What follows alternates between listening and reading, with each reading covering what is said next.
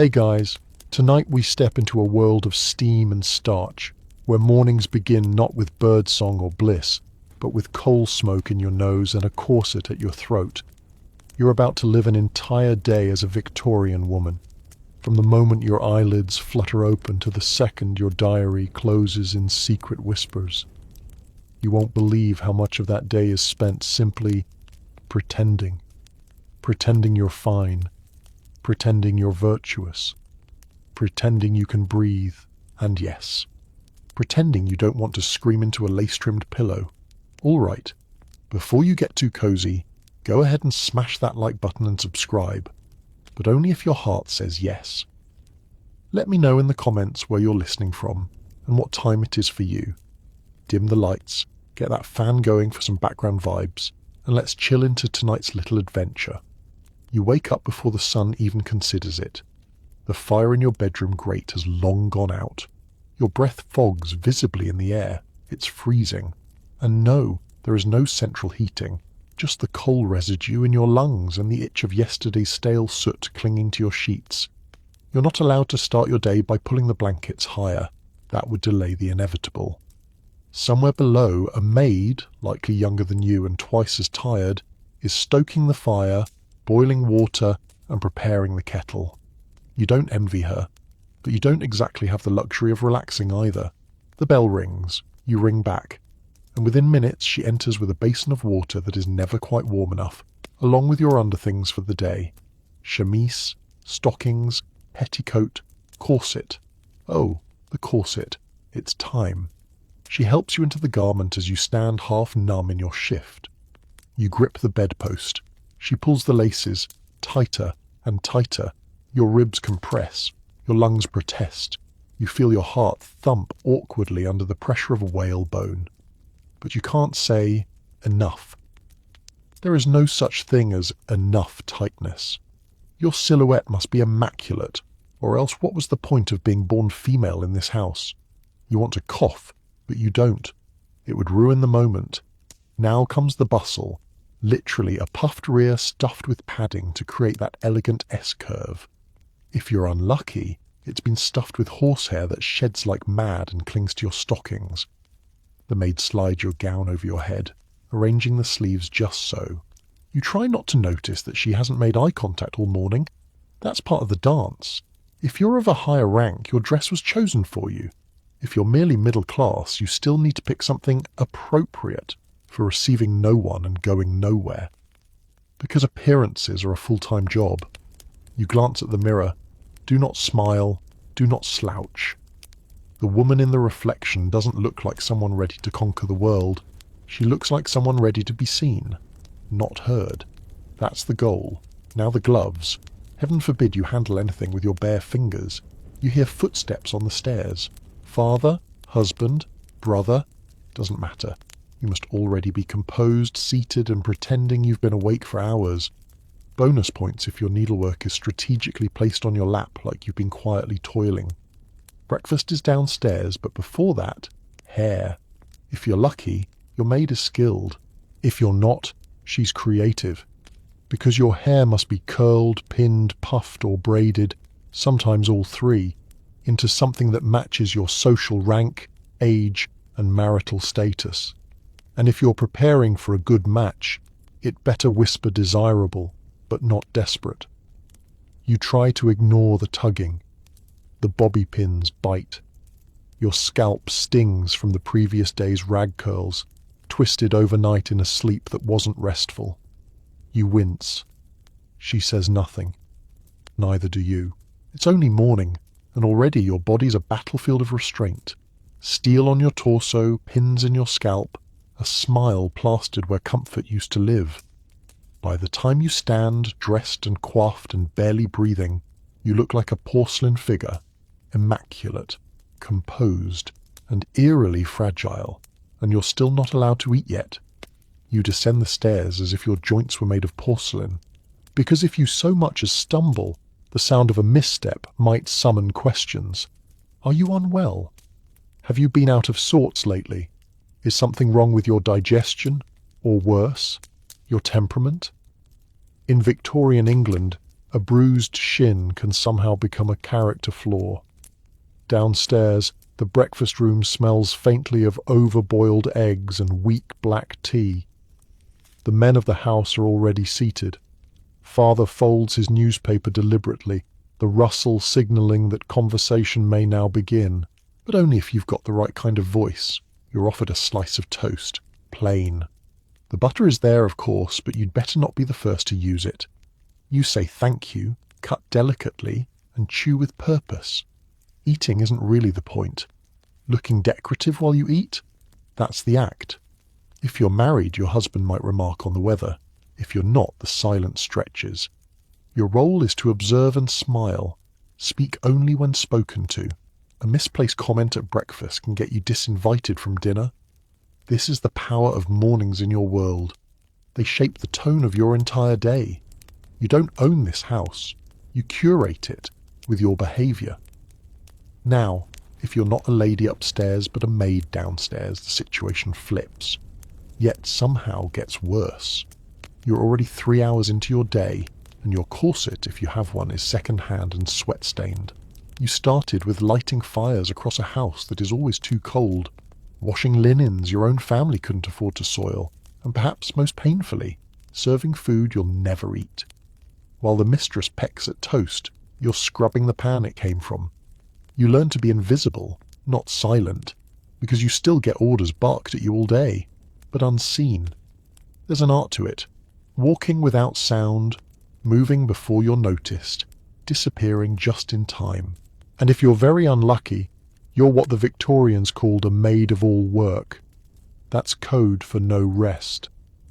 One woman doing the jobs of 3, washing, cleaning, cooking, sewing, tending to children, emptying chamber pots, and all this while dodging the master's eye, which might linger too long if no one's looking. One girl named Lottie once wrote to her sister that she hadn't sat down in 14 hours. Her only reward? A pat of leftover butter and some dry toast eaten in the scullery after dark, and that was a good day. Meanwhile, upstairs again, your breakfast ends. You rise only after the men do, never before. You thank the cook you didn't speak to, and you head back to your room, not to rest, but to recompose yourself. The corset stays on. You don't get to breathe deeply until much later tonight, if ever. On your vanity table lies a small ceramic bowl holding lavender water. You dab it onto your wrists and neck. It doesn't mask the scent of discomfort, but it does let you pretend for a moment that life is gentler than it is. Outside your window, a horse cart rumbles by. Somewhere, a factory whistle blows. A reminder that, even if you don't leave the house, time is moving forward. And so must you. You stand straighter. You check the pins in your hair. You smooth the creases in your dress. Time to start the real part of your day. The part where you smile, nod, and navigate a world that pretends you don't have a mind of your own. You don't get to decide whether you want to do your hair today. That decision was made before you were born. A lady's head is a public sculpture, on display for the hallway mirror, the drawing room guests, the judgmental eyes of an aunt who knows the look of a girl who's letting herself go. After breakfast, you return to your dressing room for what might be the most time-consuming performance of the morning, your hair. If you're wealthy, you sit on a cushioned stool while your maid begins the ritual. She doesn't ask what you'd like. She already knows, because last week you asked for ringlets, and your cousin whispered behind her fan that curls are for fast girls. So today, it's soft braids coiled close to the skull. Elegant, restrained, marriageable. You wince as the brush catches on a knot. She tugs. You pretend not to feel it. You'd think after years of this your scalp would be made of leather, but no. Some mornings it feels like every strand is attached to your soul. And then come the hot tongs. Yes, heated curling irons, heated over a flame, held near your temples, by someone who's had 1 cup of tea and slept 4 hours. You hold your breath while the metal sizzles. It smells like scorched patience and singed hair. But you say nothing, because a well-coiffed head is the closest thing to a weapon you'll carry today. If you're middle class, you're probably doing this yourself. Your arm goes numb holding the iron at the correct angle. You try not to flinch as your own hand betrays you. If you burn your forehead, you'll have to walk around all day pretending it's a beauty mark. And if you're the maid doing the curling, you're not just styling a lady's hair, you're sculpting her future. A loose curl could offend a suitor's mother. A hair out of place could ruin a proposal. No pressure, right? In some households, hair is washed only once a month. Instead, you brush it daily, 100 strokes. That's not just vanity. It's part ritual, part hygiene, part submission. You bend your head, close your eyes, and submit to routine. Victorian ladies often wore pads or hair rats. Yes, that's the real term, made from their own discarded hair to give volume to buns and braids. You've saved a little pouch of your own fallen strands in a drawer. You're not sure if that's resourceful or vaguely unsettling. Either way, it's what's expected. But here's the real kicker. After an hour of heat, pins, rats, combs, oil, and carefully arranged suffering, your hair must look effortless. Not stiff, not overdone, just naturally perfect, as if you woke up like this and simply happened to look like the ideal woman in every illustrated etiquette book. There's no reward, no applause, just the absence of criticism, which feels, oddly, like a victory. And then, hats. Because once your hair is done, you're required to hide most of it under a bonnet that looks like a cake plate with feathers. If you remove it later, the curls will collapse. If you keep it on, your scalp will sweat. Pick your punishment. You glance at your reflection. It's not you staring back. It's the image of acceptability. A woman whose hair took an hour, and who must now pretend she's just stepping out without effort. Downstairs, a maid is still scrubbing dried wax from yesterday's candlesticks with vinegar and salt. Her hair isn't styled, just tied back tight and low to stay out of the way. If it frizzes or escapes, she'll be scolded for looking wild. And yet, she must never seem vain. You can be dismissed for that too. Meanwhile you, still upstairs, are deciding between two brooches, or rather, pretending to, because the real decision was made long ago. The simple brooch implies modesty. The ornate one says ambition. Neither of those things are technically wrong, but both are punishable, depending on who you run into today. You settle on the modest one, safer. But now your hair hurts. Not in a poetic way. It literally aches. The pins are stabbing into your scalp. The braids are pulling at the roots. There's a tender spot near your left temple that's been bruised from yesterday's updo. But it's improper to adjust your hair in public. So, if it hurts, you smile. And don't touch. You've learned how to smile with your mouth while keeping your eyebrows still, so as not to disturb the waves at your hairline. This is the unspoken curriculum of girlhood. Stillness, posture, weightlessness, suppression. The more invisible your discomfort, the more visible your virtue. But not every woman is playing the same game. Let's say you're a young shop girl. Your wages barely cover the room you rent in a shared attic space with no window. You've got 10 minutes in the morning to do your hair with water from a shared basin, no mirror and no time. And still, if a lock falls over your forehead during the day, a customer might call you slovenly. Or worse, your male manager might call it inviting. Hair, for you, is a risk. In some factories, women working near machinery had to keep their hair shorn close to the head to avoid getting scalped by belts and wheels. There were cases, gruesome ones, where hair caught and dragged women forward. Those stories are whispered, not printed. But every girl working in a textile mill knows them. They braid tighter, wrap higher, pray harder. Back in the drawing room, you check the clock. You've been at your toilette for nearly 2 hours now. You've burned your scalp, plucked stray hairs, scented your neck, curled and recurled, and pinned your dignity into a shape that will last just long enough to fool a visitor or two. Why? Because how you wear your hair determines how you are remembered. Not just today, but in legacy.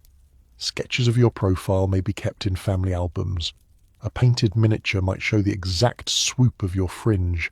In death, your tresses may be snipped and curled into mourning jewellery, mounted behind glass, worn on a cousin's brooch. Hair isn't vanity. Hair is permanence. And yet you're expected to act like it's nothing. You finally step out of your room, forehead gleaming faintly, neck already stiff. You don't know yet whether you'll be walking, calling, sitting or fainting today, but you do know you'll be doing it while your skull throbs and your hair refuses to move.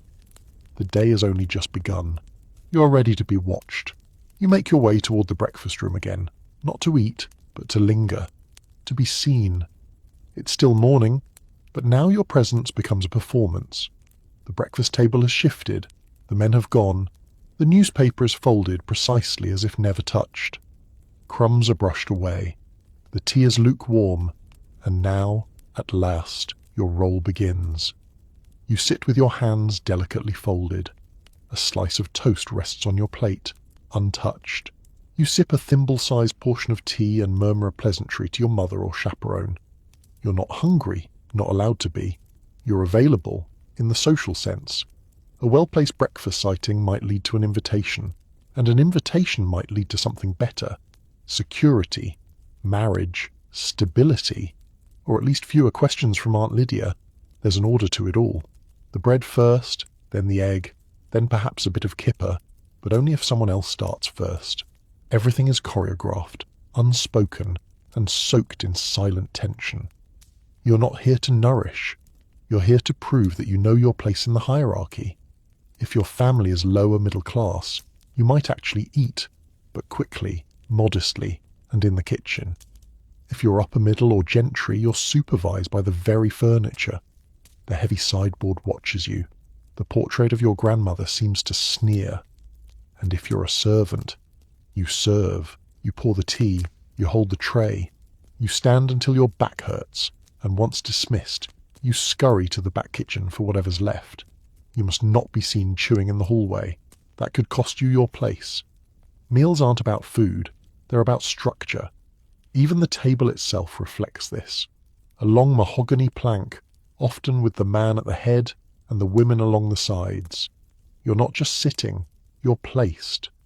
Placed in birth order, in beauty order, in usefulness. A less favoured daughter might be seated closer to the wall, it's not overt, but you notice, and God help you if there's a guest. Then it's all fanfare and friction. Your napkin must be folded into your lap before you touch your fork. Your sleeves must be neither too short nor too frilly. Your words must not outshine anyone else's, and your laugh, always one notch below audible. You wonder sometimes if your voice will just dissolve entirely from disuse. Your father, assuming he's present, may comment on the political events in the newspaper. You nod. You sip your tea. You hold a vague opinion about tariffs that sounds pleasant but not aggressive. Your brother may talk about university or business, or his new pocket watch. You say it's lovely. You do not ask questions. A distant cousin might make a snide remark about another woman's dress. You do not defend her, but you store the observation away, like a coin in your social purse. You'll need it later. You're not part of the conversation. You're the ambient music. The only time you speak freely is if a guest remarks on something feminine. Perhaps the floral arrangement. Perhaps the embroidery on the tablecloth. These are safe. These are your arenas. And if you're clever, very clever, you'll learn how to steer whole conversations with the angle of a compliment. Oh, Mrs. Dalloway's gloves were so daring, you might say. And just like that, you've nudged the entire table into a 5-minute discussion on propriety. Well done. You're still starving, of course. But you pretend you're not, because real hunger is vulgar, and wanting more, of anything, is a dangerous thing to let show. Now the meal winds down, and the real sorting begins, not of cutlery, but of futures. The men leave first, as always. Off to important places, banks, offices, clubs. Their footsteps fade down the hall like a privilege you'll never quite be handed. You remain. Perhaps your mother asks you to ring for the tea tray. You rise with practised grace, pull the bell cord, and resume your seat. All this, without raising your voice or your expectations, because now comes the second performance, post-breakfast posturing. If you're unmarried and of age, every glance is a chess move. Your younger sister wears the yellow dress that makes her look far too eager. You don't say anything, but your eyebrows twitch ever so slightly. Mother notices, aren't notices, and just like that your stock rises a fraction of a point. But make no mistake, if you say too much, if you joke too freely, if you show too much charm, you'll be labelled flighty, a bit theatrical, unwise for a wife. One laugh too hearty and suddenly you're the kind of woman who needs a firm hand. It's a razor's edge, so you default to your role as the ideal young lady, poised, pleasant, proper. You ask a servant politely for more tea, even though it's lukewarm and tastes like regret. You compliment your cousin's shawl, even though it scratches your eyes with its brightness. You nod when someone mentions the vicar's sermon, even though you nearly fell asleep in the pew. Meanwhile, back in the kitchen, the cook is shouting. The eggs were too runny for Sir, the sausages were overdone for Madam, and now the scullery maid has to hide her blistered hands under her apron. Breakfast lingers for the upper class, but downstairs, it's an ordeal best forgotten as quickly as possible. But up here, in the velvet chairs and the soft rustle of crinoline, everything stretches. You're expected to linger, chat lightly, smile politely at the clock.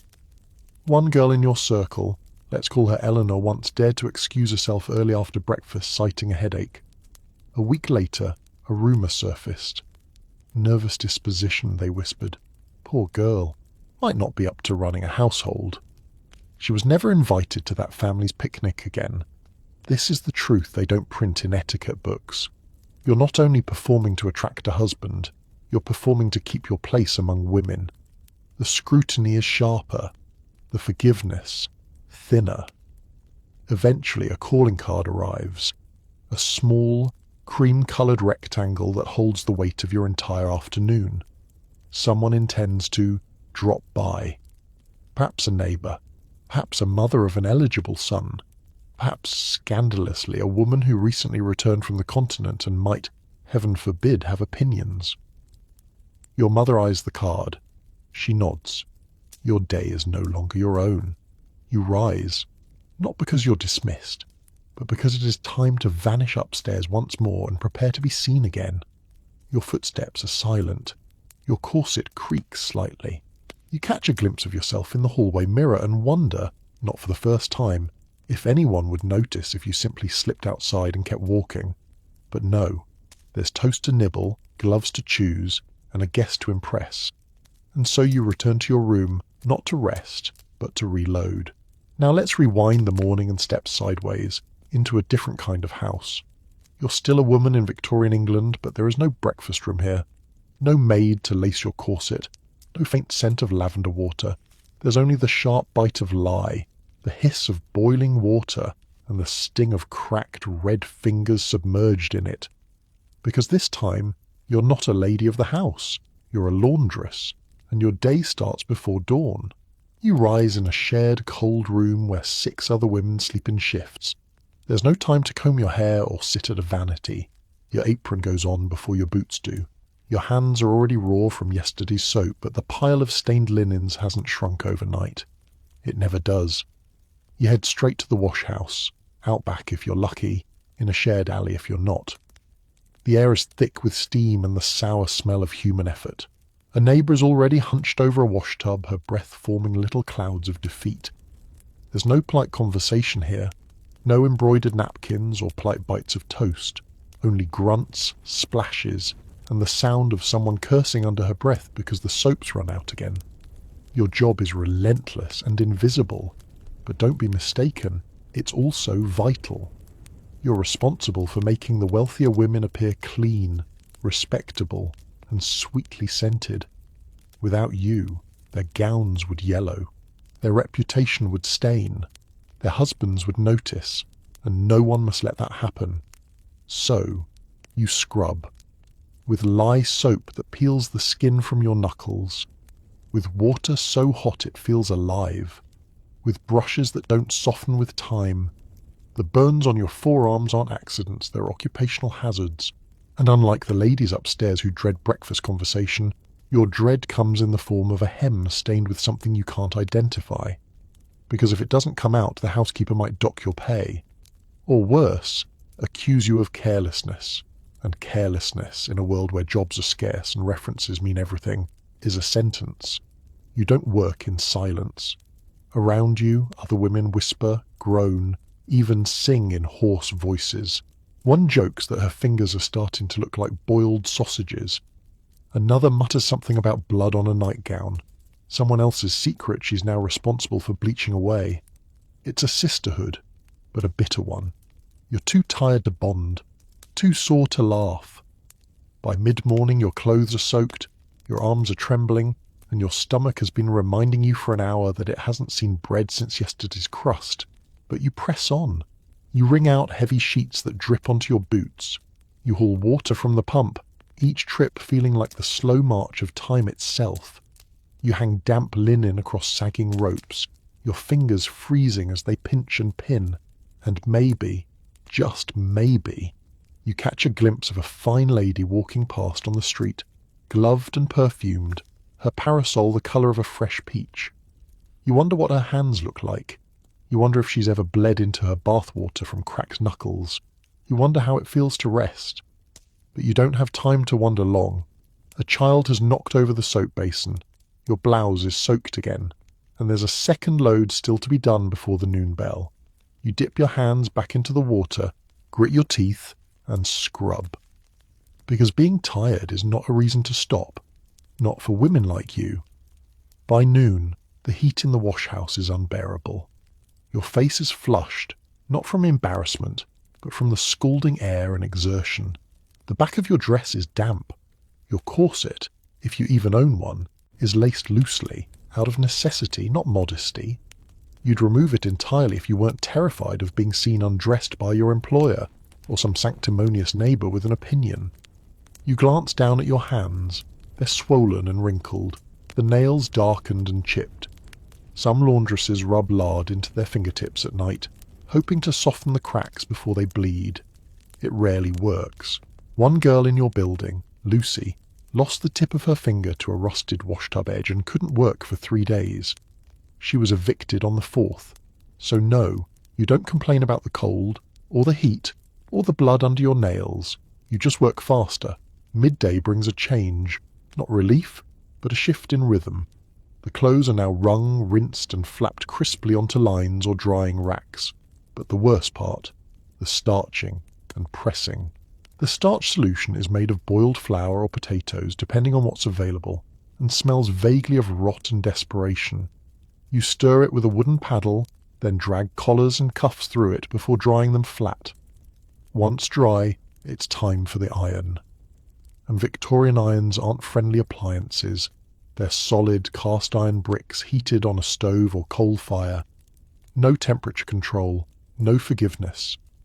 You test the heat by spitting on the iron surface to see if it sizzles. You pray it doesn't scorch the fabric or your arm. Many laundresses bear permanent scars on their forearms from accidental brushes with the iron's edge. A moment's distraction can leave a welt that lasts years. And if you burn a customer's item, you may have to repay it from wages you haven't yet earned. But the worst burn isn't on your skin.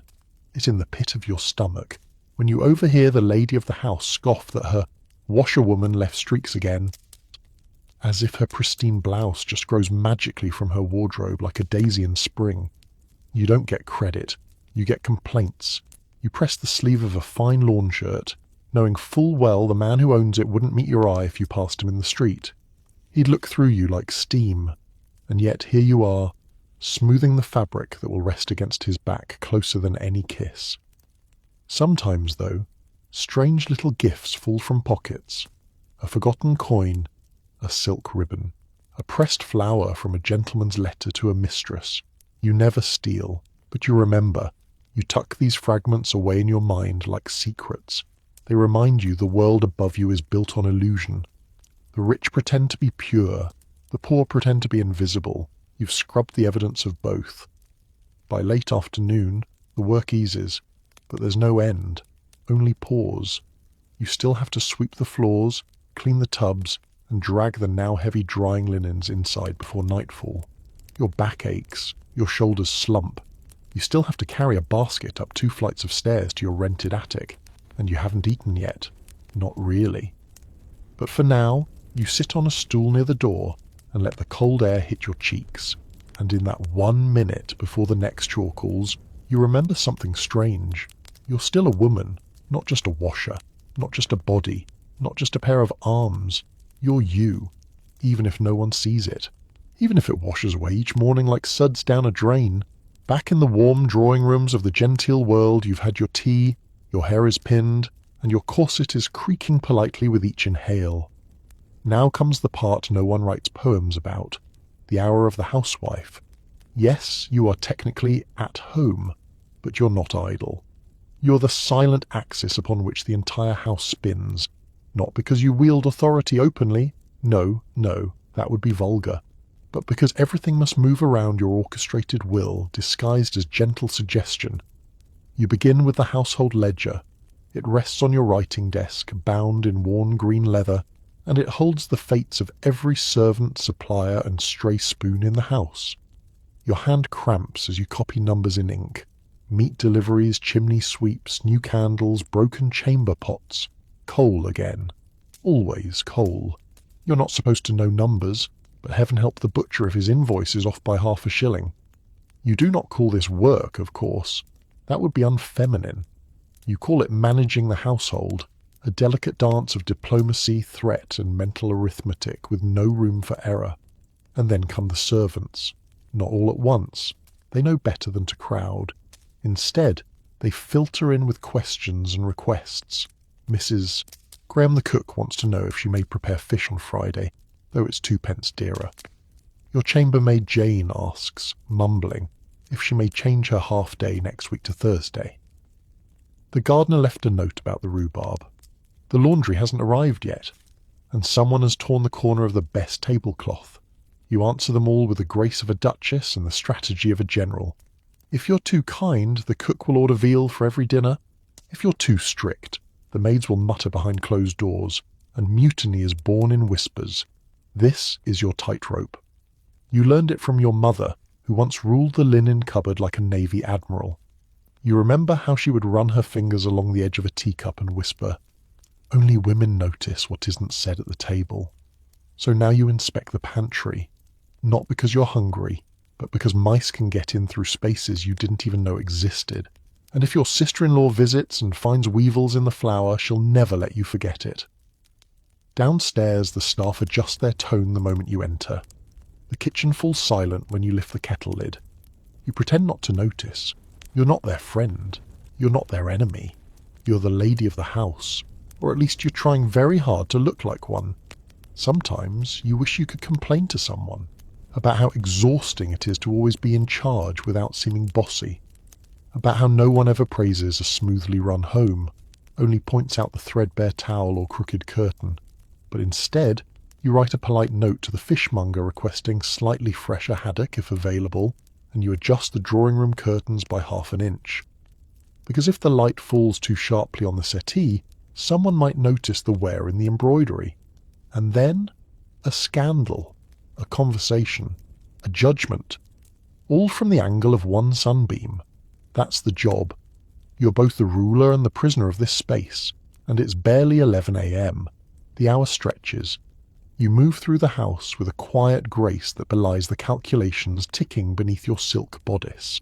There are cushions to be plumped, flowers to be rearranged, and 100 tiny tasks that no one notices until they're done wrong. You straighten the antimacassars on the chairs, not because guests are expected, but because someone might pop in. And if a visitor sees a stain on the upholstery, they'll never sit again without silently judging you. You check the cabinet locks. One is loose. You make a note to send for the carpenter, but not today. It's Tuesday, and Tuesday is for poultry, not for hammering. If you have children, now is the time to check on them. Not play with them. That would be odd. You visit the nursery, ask the governess how lessons are going, glance at a half-finished Latin exercise, and murmur something vague like, "Very good, darling," while smoothing a stray curl. You ask the nursemaid if the baby's cough has returned and offer a drop of syrup, though the doctor warned you once against being too maternal. Affection is meant to be supervised. Back downstairs, the scullery maid knocks and delivers the laundry you ordered last week. You open the bundle with a mixture of hope and dread. If a single table napkin is scorched, the laundress will hear about it. You examine the lace trim of your best chemise like a jeweller inspecting for flaws, one frayed thread, and you sigh like it's a national tragedy. Not because you're heartless, but because you are held accountable for it. You, not the woman who spent hours scrubbing it with boiled starch in a tin tub. If your husband finds a missing button on his evening shirt, he won't lecture the maid. He'll look at you. And so you anticipate the flaw before it becomes a complaint. That's your burden. That's your real work. And let's talk about letters. Your morning isn't complete without correspondence. You retreat to your small writing desk, tucked beneath a north-facing window, and open the pile. Invitations to decline politely, thank you notes to send for things you didn't enjoy, and inquiries from charitable societies you're expected to support even though you secretly think they're run by judgmental hypocrites in itchy gloves. You select the best pen, uncork the inkwell, and compose sentences full of words like obliged and most honoured and if convenient. Your handwriting is graceful. Your opinions? Filtered through 7 layers of politeness and social camouflage. You write slowly, carefully, with one eye on the blotting paper and one ear tuned for footsteps, because if someone enters unannounced, you must not appear too engrossed. That would be selfish. Women are not meant to look busy unless it's with embroidery or children. Somewhere in the house, a floorboard creaks. You pause. Ah, the post has arrived. You scan for foreign stamps, crisp envelopes, anything exciting. But mostly it's repetition. Same names, same paper, same small enclosed lives passed through wax seals. You tuck the letters away, stretch your aching fingers, and glance at the clock. It's nearly midday. Soon the rhythm will shift again. The luncheon tray will appear, and you will be expected to perform your next role. The gracious hostess, the gentle woman of refined tastes, the quiet presence at the edge of a conversation between men who think they run the world. But for now, for 1 minute, the house is still. You close your eyes and imagine a world where no one notices the curtains, where spoons don't matter, where being a woman doesn't mean running a kingdom that pretends it's not a kingdom at all.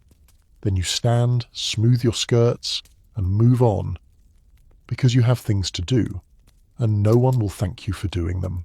The bell rings just past noon, a sharp, silvery chime that slices through the air like a polite summons from the divine. A calling card has arrived. You don't run. That would be unbecoming. But your heart does a small, unladylike leap. You descend the stairs with the calm poise of someone who has practiced this 100 times. Because you have. Calling hours are a ritual, a stage play, a trap. Your gloves are already on. Not the soft ones, those are for intimate company, but the pale kid leather pair with a stitched hem that says, I'm refined but not desperate. Your skirt swishes properly, your waistline is cinched to exactly the degree of social acceptability, and your expression is one of mild, pleasant blankness. You enter the drawing room and find her already seated, Mrs. Audley. Of course, the woman who knows everyone and likes to remind them. She holds her tea like a verdict. You sit, barely allowing your spine to touch the chair, every muscle rehearsed, every finger curved delicately around the handle of your teacup. You smile, not too widely. You nod, not too eagerly. Now it begins, the game of social fencing. Mrs. Audley remarks on the dreadful dampness lately and how it simply ruins one's spirits. You agree, but you mention how it did wonders for your tulips. She raises an eyebrow. Score one for you. Then she leans in. Her voice lowers. A new family has moved into number 7, she whispers, and they've brought a French governess. You gasp just enough to seem intrigued, not scandalized. You sip your tea slowly, letting the gossip linger in the air like perfume. This is the dance. You trade names like currency, observations like knives. You must appear informed but not nosy, amused but never vulgar. You're navigating a minefield in crinoline. On the table between you lies her calling card, ivory with beveled gold edges. It arrived not 5 minutes ago, hand-delivered by a footman in a powdered wig 2 sizes too large. The card is her ticket into your house, but it's also her proof she has been here. Because here's the strange little truth. You leave calling cards even when no one is home. Sometimes especially when no one is home. Why? Because the real game isn't the visit. It's being seen to have visited. It's about the ledger. Yes, you keep one. Every woman does. A small leather-bound volume tucked discreetly in your writing desk. Inside, every name, every card, every call made, received, returned. You must return calls within a fortnight. Failing to do so brands you inattentive, or worse, unfashionable. Your social worth is literally logged, recorded in ink, and reviewed like accounts at a bank. And don't forget the card itself must follow rules. The fold at the corner, that means the call was made in person. Your husband's name scrawled beneath your own, that implies he also visited. An elaborate border, tacky, a cream card with a tasteful monogram. Acceptable. Anything with colour. God forbid. Mrs. Audley rises. She's left behind a faint impression on the settee and a stronger one on your nerves. You smile again, escort her to the door, and thank her as though she brought warmth and meaning into your life, instead of passive-aggressive comments about your niece's posture. Once the door shuts, you exhale, but only for a second, because now you must visit someone, lest you fall behind in the delicate web of reciprocal etiquette. You retrieve your own little stack of cards, still pristine in their embossed box, and begin the ritual of choosing who shall receive your presents today. You don't have to say a word. You just leave a card and vanish. You're not building friendships. You're constructing reputation, one card at a time. The carriage rocks gently as you sit primly inside, card case in lap, destination determined. You're not off to tea, you're not going shopping. You're making calls, a term that sounds social, almost friendly, but in practice is more like a military campaign in petticoats. You'll stop at 4 or 5 houses, perhaps more if your gloves stay clean and your posture holds. You won't see anyone, ideally. The perfect call is one where no one is home. You leave your card with the butler and continue down the street with your dignity intact and your hem unsullied. But sometimes, oh no, they are home. The door opens, a servant leads you in, and now you're perched once again on someone else's sofa, sipping someone else's lukewarm tea, complimenting someone else's curtains. Your ankles are crossed just so. Your words must sparkle without piercing. Your tone must be warm without melting into familiarity. And don't speak too much, or too little, or too smart, or too silly. One woman, just last month, mentioned a book she read, an actual novel, and it wasn't by Sir Walter Scott. Scandalous! They still talk about it. Calling is supposed to be brief, 15 minutes ideally, but it stretches depending on the company. You must always be the one to stand first, signalling the end of the visit. Any longer, and you risk appearing too eager. You step out. The footman hands you into the carriage again. You smooth your skirts, check your gloves for lint, and ready the next card. On to number 12. Some women find it thrilling, a way to showcase their gowns, their wit, their social agility. But not you. You feel like a ghost in sunlight, smiling, nodding, complimenting bonnets and pretending the air doesn't taste like anxiety. Because one poorly chosen phrase, one accidental comment about someone's cook or cousin or curtains, and you could be out. Not just out of the room, out of society. It's happened before. Miss Spencer, 2 streets over, dared to ask a gentleman about politics during a call. He was only a cousin. She meant no harm, but within a week her invitation stopped. Her name vanished from dinner lists. She took up beekeeping. You make a note to never mention bees. Sometimes, to liven the calls, women bring small calling gifts. A posy, a new recipe, a ribbon from their last shopping trip. Not for generosity, but for leverage. A little currency to trade for gossip. And oh, the gossip. It flows quietly beneath every call like an underground stream.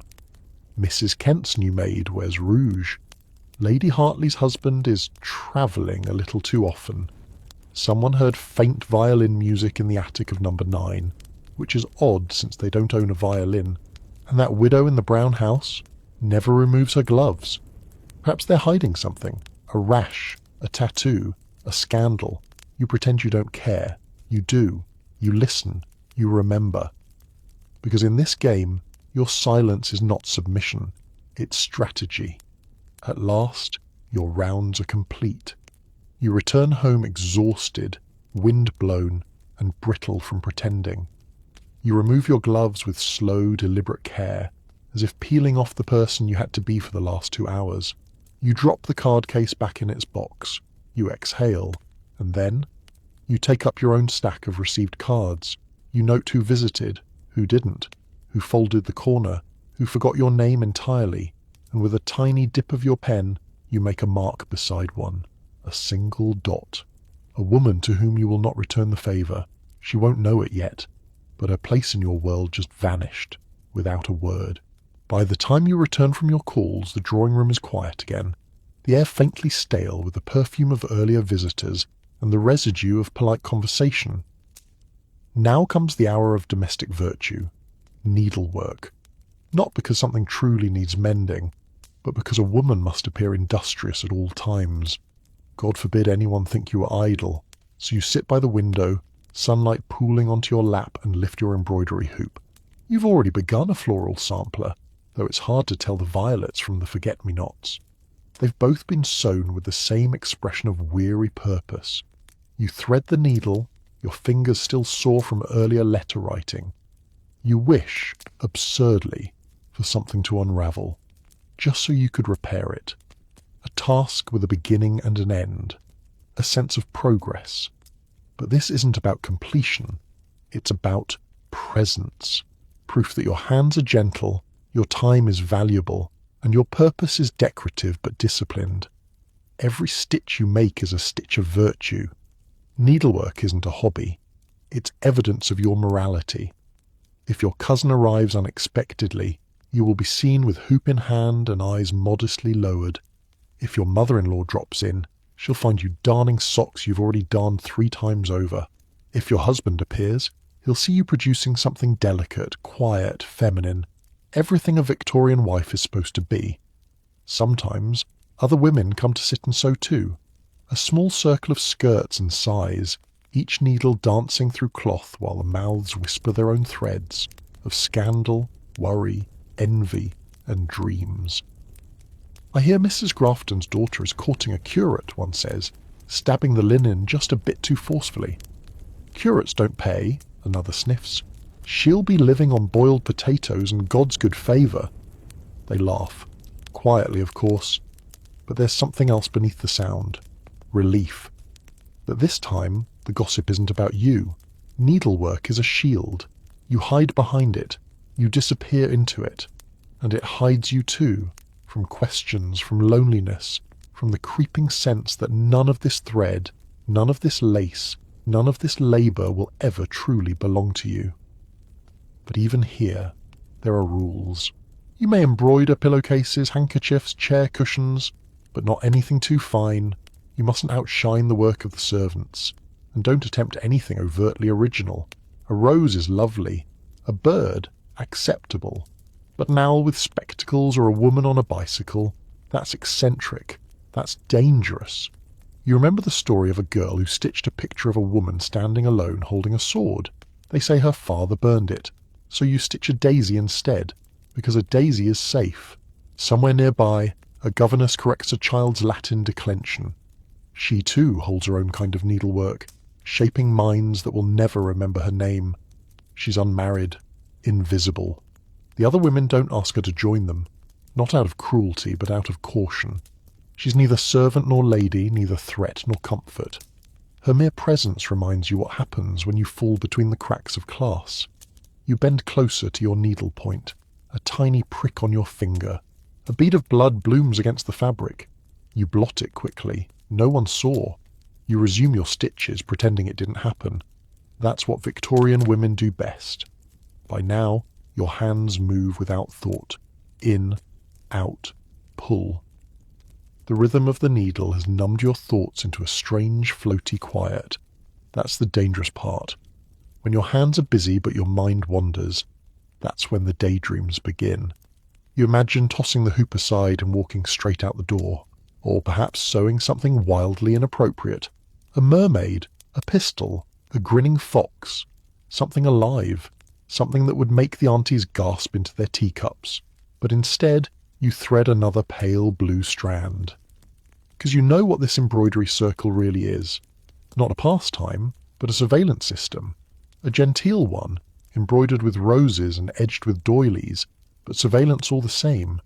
Every woman in the room knows how to smile while evaluating your cuffs, how to ask how your mother is while checking the state of your hem. They notice if your stitching is too slow. They notice if you blink too much. They notice the way your eyes flick toward the window, as if you're waiting for something, or someone. You keep your gaze fixed on the hoop. The truth is, needlework is one of the few things you can do. You cannot own property. You cannot vote. You cannot enter a gentleman's club, or speak at a town meeting, or walk alone at night. But you can sew 12 tiny roses onto a scrap of linen and be congratulated for it. You can mend your husband's handkerchief and be called useful. You can labour for hours in silence and be praised for your serenity. That's the great irony of it all. In a society obsessed with keeping women quiet, needlework becomes both the symbol of obedience and the only place where women speak freely. Not in words, always, but in glances, in pauses, in the stories shared under the soft sound of thread sliding through cloth. "Did you hear about Miss Halford?" one woman asks, eyes lowered. "Ran off with a man from the theatre, I heard," someone murmurs. "Not married?" another whispers. A tiny shake of the head, a sharp inhale, a collective beat of silence, equal parts horror and thrill. And then, business as usual. Another stitch, another story half told. Sometimes the gossip loops back to you. You feel it circling the room like a draft. You were seen at the bakery. You were overheard saying something spirited. Someone noticed you reading a novel, alone, in public. You stitch faster. You think of your great-aunt who once said that a woman's character could be judged by her buttonholes. You laughed at the time. You thought it was a joke. You know better now. In another corner of society, behind closed doors and soot-streaked windows, other women are stitching too. Seamstresses bent over their workbenches, fingers raw from needles, spines permanently curved from crouching. They don't have parlours. They don't have cushions. But they make your gowns. They hem your sleeves. They give form to the fashion you will be judged by. You wonder if their needle slips when they're tired, if they ever cry into the seams. You wonder if they stitch, like you do, in silence, but dream loudly. The sun has shifted now. Your hoop casts a perfect circle of shadow on your skirts. Someone offers to ring for tea. Another woman says she must go. Her daughter is due home from school. The circle breaks up. You roll your work into a neat little bundle and tuck it into your sewing basket. You rise, your knees stiff, and you smile. The daisy is finished. Tomorrow you'll start another one, because needlework never ends, and neither does the performance. The garden path crunches beneath your boots. Gravel carefully raked into gentle arcs by a gardener you've never formally met, though you pass him twice a week. You walk with purpose, but never speed, never haste. Everything about you must suggest leisure, even if your mind is calculating your next 10 moves like a chessboard built of hydrangeas and veiled judgment. The other women stroll beside you in delicate pairs, parasols tilted just so.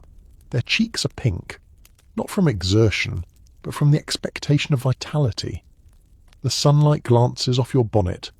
You nod when someone points out the roses. You comment on the box hedges.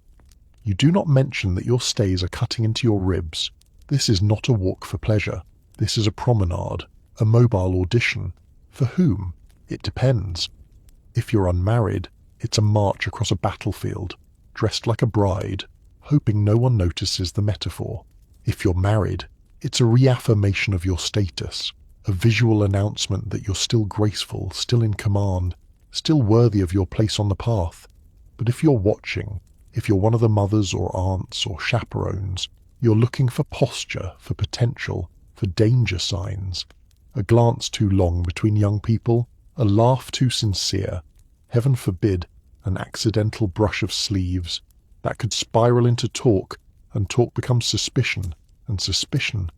Well, you remember how quickly Miss Linton disappeared from the social calendar, so you smile, you walk, You avoid puddles and scandal. Even the very act of walking is governed. You never go out alone. That would mark you as improper, or worse, as available. No respectable woman walks without a companion unless she's desperate or disgraced. And as for exercise, don't be ridiculous. This isn't exercise. It's posture practice with scenery. Your corset prevents any actual exertion. Your skirt weighs several pounds, and if you sweat, even slightly, it must be from the heat, not from effort. You must never be out of breath, even if your lungs are quietly screaming for room to expand. This is the Victorian version of fresh air. The same air, by the way, that's filled with coal dust and chimney soot. But if it blows through a rose bush and a wrought iron gate, then somehow it's healthy. As you round the garden bend, you catch sight of the vicar's wife approaching. She's always walking, always by chance where you happen to be. She greets you with the force of someone who plans to know everything you've ever thought, said, or eaten. You curtsy. She curtsies. It's war disguised as courtesy. She comments on your gloves, again, and you thank her. You know she's really asking if you've seen the latest fashion plates. You have. You chose not to follow them. She knows that too. A little ahead, two girls, 16, 17 no more, are giggling beneath their parasols. Their whispers float backward. One of them glances at you quickly.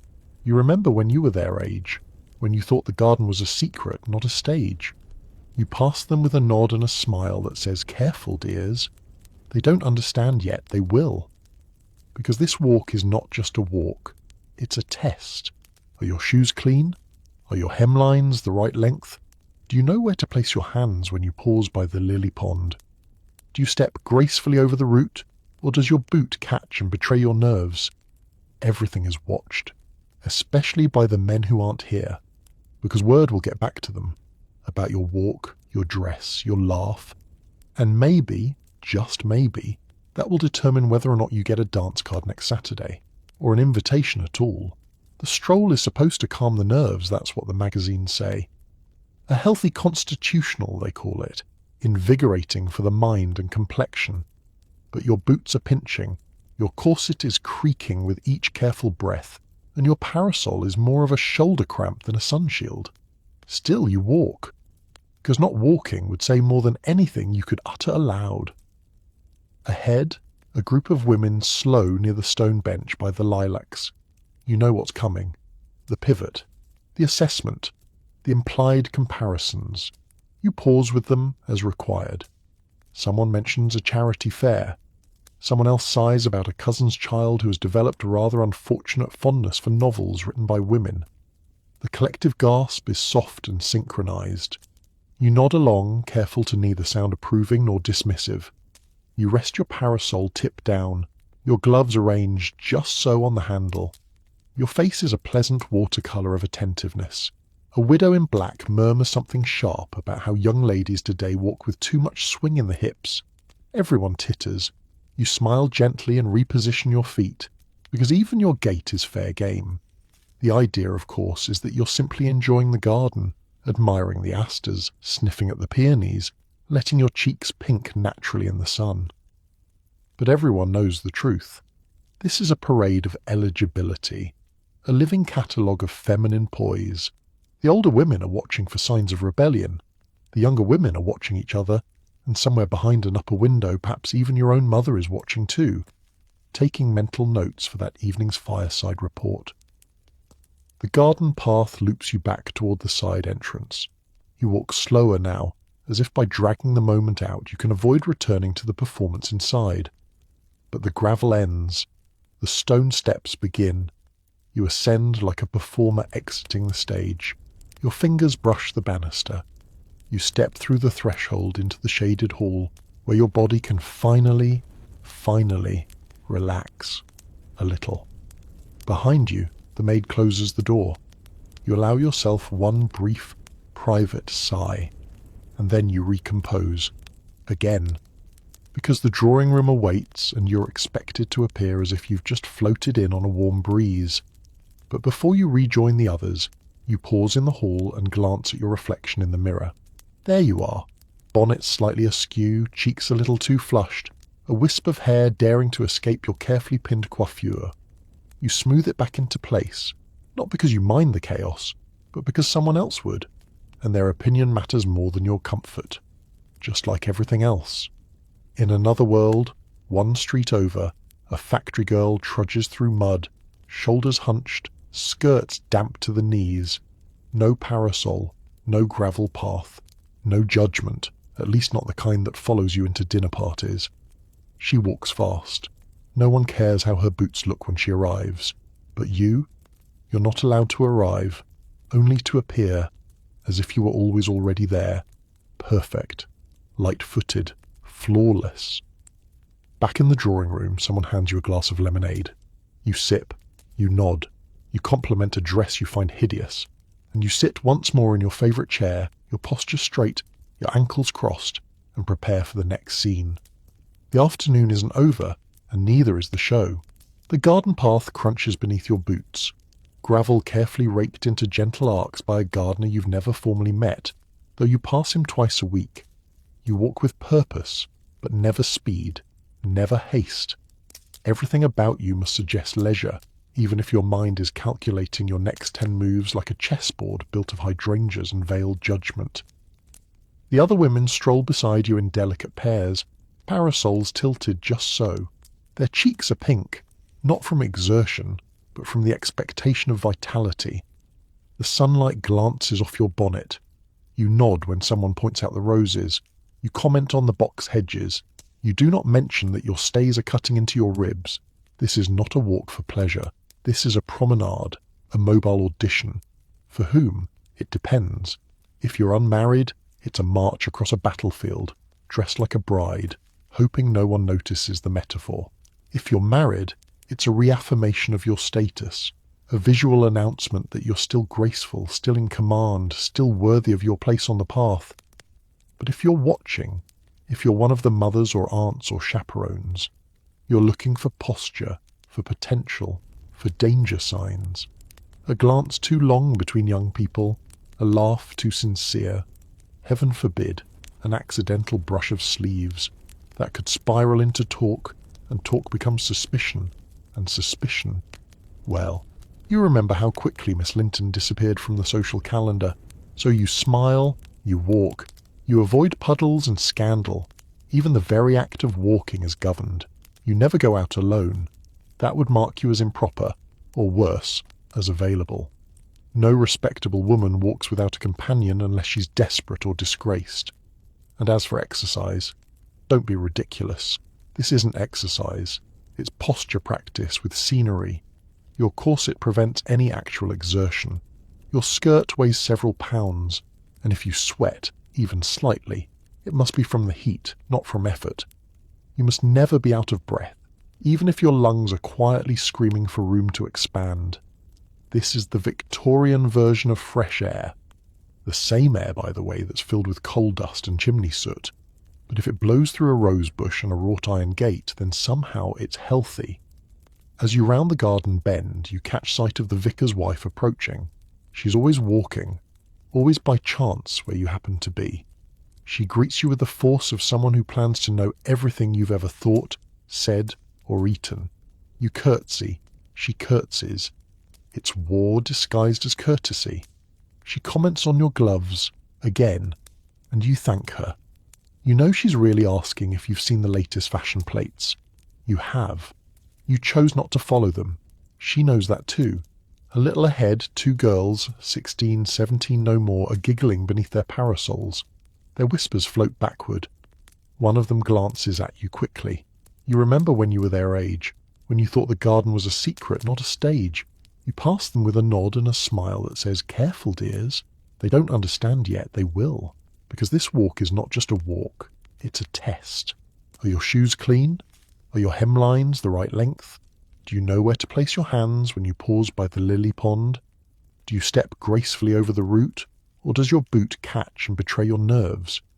Everything is watched, especially by the men who aren't here, because word will get back to them about your walk, your dress, your laugh, and maybe, just maybe, that will determine whether or not you get a dance card next Saturday, or an invitation at all. The stroll is supposed to calm the nerves, that's what the magazines say. A healthy constitutional, they call it, invigorating for the mind and complexion. But your boots are pinching, your corset is creaking with each careful breath, and your parasol is more of a shoulder cramp than a sunshield. Still, you walk, because not walking would say more than anything you could utter aloud. Ahead, a group of women slow near the stone bench by the lilacs. You know what's coming, the pivot, the assessment, the implied comparisons. You pause with them as required. Someone mentions a charity fair. Someone else sighs about a cousin's child who has developed a rather unfortunate fondness for novels written by women. The collective gasp is soft and synchronized. You nod along, careful to neither sound approving nor dismissive. You rest your parasol tip down, your gloves arranged just so on the handle.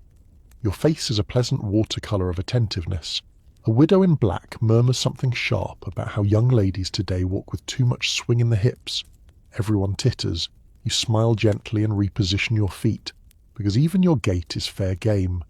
The idea, of course, is that you're simply enjoying the garden, admiring the asters, sniffing at the peonies, letting your cheeks pink naturally in the sun. But everyone knows the truth. This is a parade of eligibility, a living catalogue of feminine poise. The older women are watching for signs of rebellion. The younger women are watching each other, and somewhere behind an upper window, perhaps even your own mother is watching too, taking mental notes for that evening's fireside report. The garden path loops you back toward the side entrance. You walk slower now, as if by dragging the moment out, you can avoid returning to the performance inside. But the gravel ends. The stone steps begin. You ascend like a performer exiting the stage. Your fingers brush the banister. You step through the threshold into the shaded hall, where your body can finally relax. A little. Behind you, the maid closes the door. You allow yourself one brief, private sigh, and then you recompose. Again. Because the drawing room awaits, and you're expected to appear as if you've just floated in on a warm breeze. But before you rejoin the others, you pause in the hall and glance at your reflection in the mirror. There you are. Bonnet slightly askew, cheeks a little too flushed, a wisp of hair daring to escape your carefully pinned coiffure. You smooth it back into place, not because you mind the chaos, but because someone else would, and their opinion matters more than your comfort, just like everything else. In another world, one street over, a factory girl trudges through mud, shoulders hunched, skirts damp to the knees. No parasol, no gravel path, no judgment, at least not the kind that follows you into dinner parties. She walks fast. No one cares how her boots look when she arrives. But you're not allowed to arrive, only to appear, as if you were always already there. Perfect, light-footed, flawless. Back in the drawing room, someone hands you a glass of lemonade. You sip, you nod, you compliment a dress you find hideous, and you sit once more in your favourite chair, your posture straight, your ankles crossed, and prepare for the next scene. The afternoon isn't over, and neither is the show. The afternoon sun slants across the carpet now, long and golden and just a little too warm. The house is quiet in that particular Victorian way, so quiet it becomes heavy. A silence made of ticking clocks, distant footsteps, the occasional clink of porcelain from the pantry. You settle yourself on the settee with a book, not because you're desperate to read, but because reading, when done correctly, makes you look intelligent, refined, contemplative, and safely non-threatening. The book in your hands is poetry. It must be. Novels are frowned upon in some circles, especially the modern ones full of passion, independence, and, heaven forbid, women with opinions. Poetry is safer, especially when it rhymes. You hold the volume open just far enough for the gold leaf edges to catch the light. You turn the pages slowly, reverently. You read the same stanza 4 times because your eyes keep drifting, not to the words, but to the sound of a door closing upstairs, or a footstep that makes you wonder who might be arriving unannounced. You try to focus. The poem is about a lark, or perhaps it's a brook, something gently tragic, Your posture is excellent. If someone walks into the room, they'll see a young lady immersed in elevated thought. Not a woman bored to the marrow. You don't shift your legs. You don't prop your chin in your hand. That would be too casual. No, you must look like a portrait. All soft edges and serenity. And that's the maddening part. You're not reading to escape. You're reading to perform escape. And ironically, there are rules even for this. One hand beneath the book, the other lightly touching the edge of the page, head tilted, lips faintly parted. You're meant to look like a painting that might one day hang in the hallway of a cousin's estate. Portrait of a lady in leisure. The tragedy is, you are not at leisure. You are at work, constantly. Even in this moment of supposed peace, you are labouring beneath layers of expectation. Because reading is acceptable, yes, but only if it's not too loud, too fast, too frequent. A girl who reads too much is suspect. A girl who quotes her books at the dinner table is marked. A girl who questions the content of her reading. Dangerous. There's a story of a young woman who once read Darwin and then asked a clergyman about it during a tea. She was sent to stay with an aunt in the north, indefinitely. You keep that story folded up in your mind like a pressed flower between pages, a reminder. Your finger rests on a line about longing. You don't dare feel it too deeply. Instead, you memorize it, so that later, when someone asks what you're reading, you can quote something tasteful, something vague, something that sounds as if you were thinking about birds and not about the cage you sit in. At the far end of the drawing room, your mother rustles through embroidery silks. She doesn't interrupt you. That would be impolite. But she glances up occasionally, checking to see what page you're on. Too fast and she'll worry about your mind. Too slow and she'll worry about your dullness. This is the impossible tightrope. To read enough to appear intelligent, but never enough to appear hungry. You shift your focus back to the book. The page has turned, but you don't remember what it said. As the sun dips lower, slanting lines of light across the wallpaper, you finally lower the book. Not because you've finished it, but because you've been holding it long enough to make a statement. Any longer, and someone might think you actually enjoy reading, which is unsettling. You place the book just so on the side table, cover up, spine aligned, as if it too is part of the furniture. Then you rise, gracefully, slowly. You stretch, but only in the way a lady is permitted to stretch, subtly, with a tilt of the neck and a roll of the shoulders, like a swan rearranging its wings. Your legs are stiff. Your corset groans softly as you shift your weight. You want to yawn, but you swallow it down. Reading, after all, is tiring, but it's nothing compared to what happens when you forget to do it. There was a girl, Eliza, you think her name was, who never developed a taste for reading, or at least never pretended to. She preferred walking in the garden, sketching birds, writing little poems in private. That might have been charming if she hadn't once said aloud that she found Wordsworth dull. She's married now, to a man 20 years her senior who owns a brewery and hates dogs. You wonder if she still writes poems. Reading is, in some ways, your armour. You think of the governess, upstairs now, perhaps reading too, but without the cushion, the parlour, the peace. She reads at night, in the tiny hour between correcting a child's handwriting and darning her own hem. Her books are borrowed, often returned with pages missing. No one praises her for reading. They expect it. Her reading isn't ornamental, it's escape.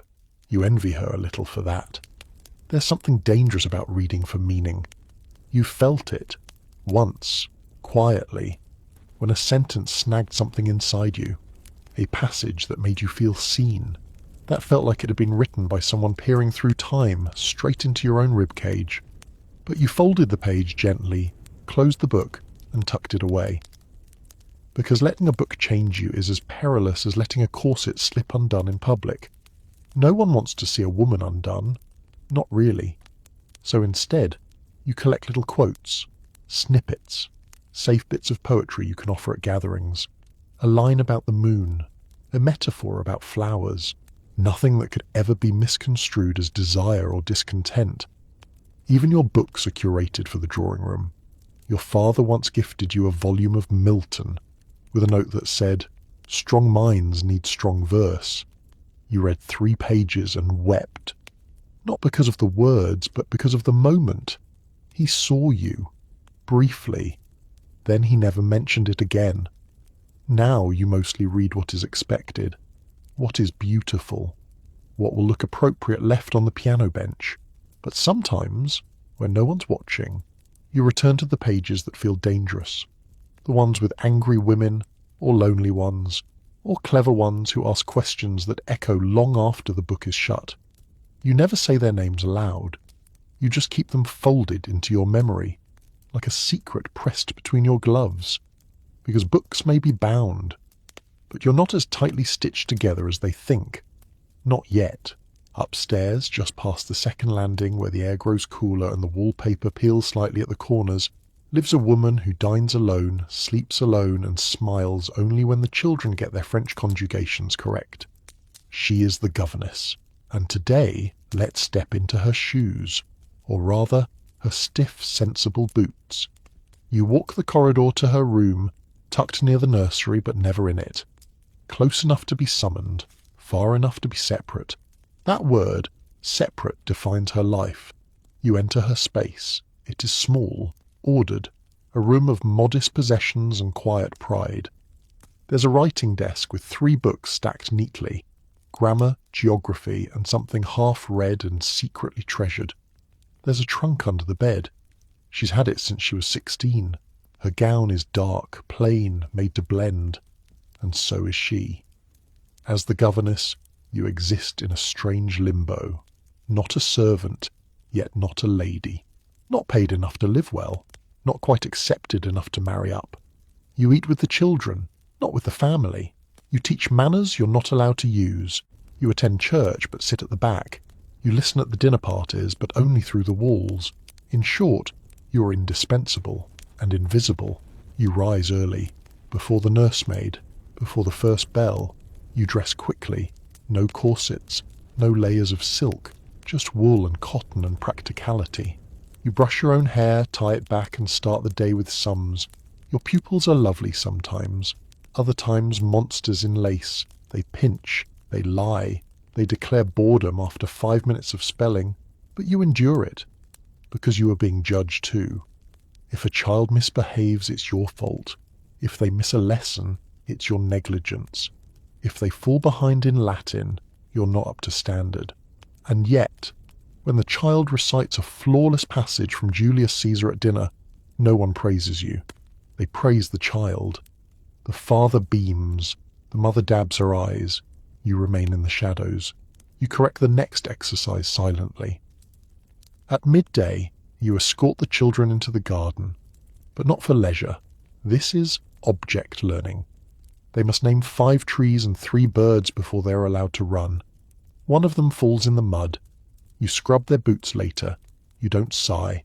You don't snap. You smile. That careful governess smile that says, "I am not here to disrupt. I am only here to help." But you are tired, not from the work, but from the balancing act.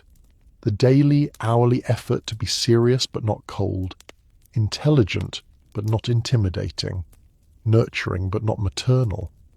Because if you become too attached to the children, that's inappropriate. If you become too distant, that's heartless.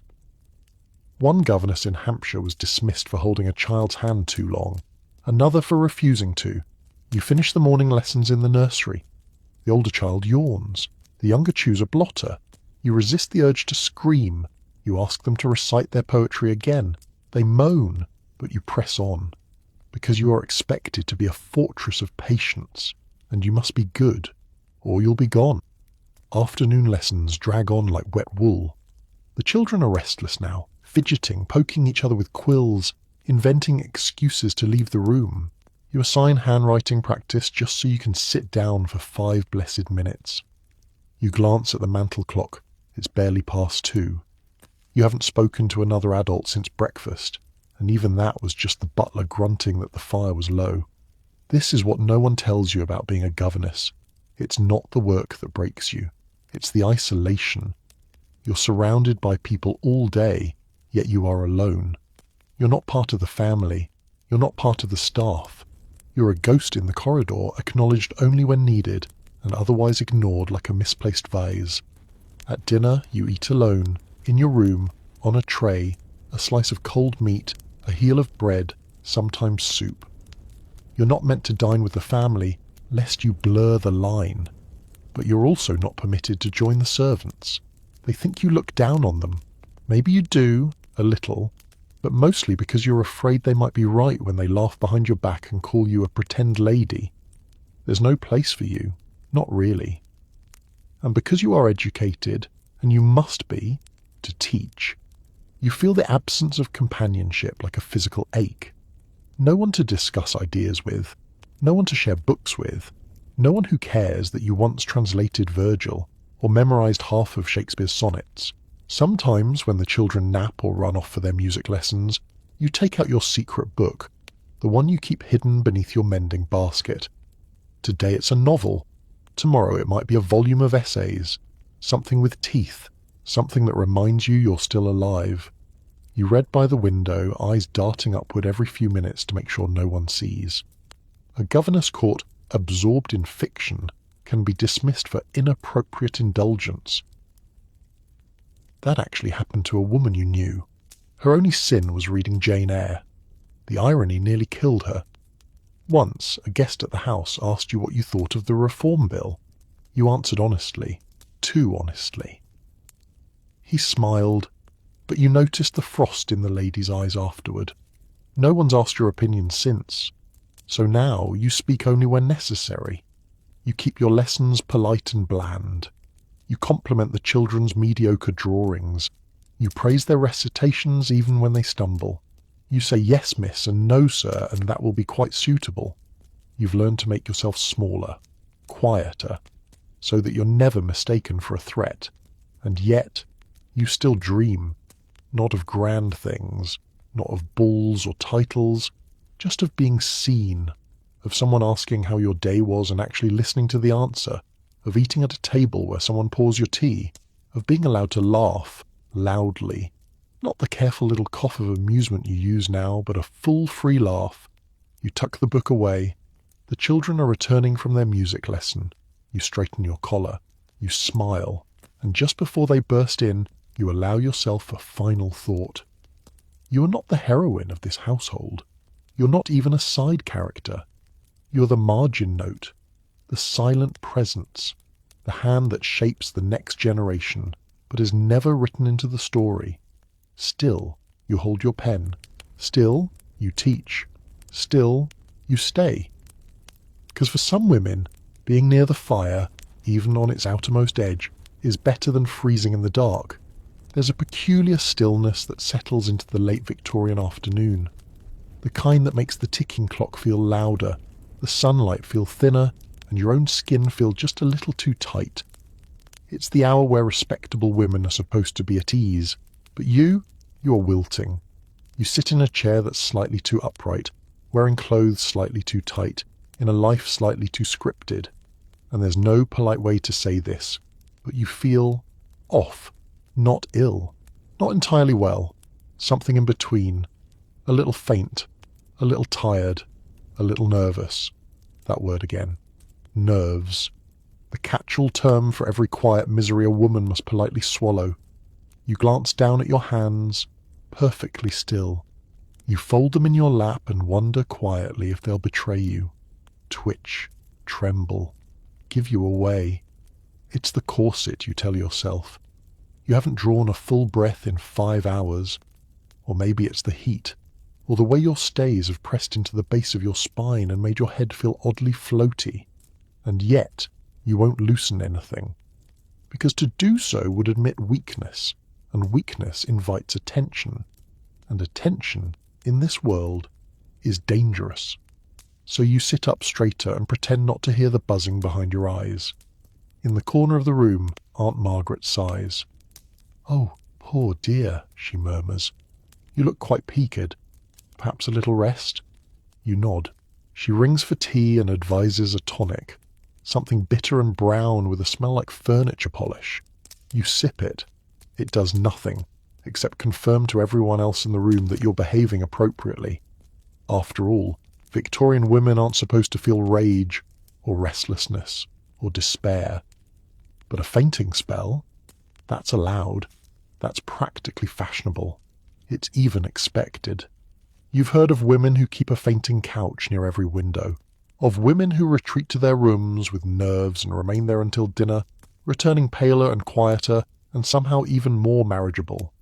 You wonder if you're becoming one of them, or worse, becoming known as one of them.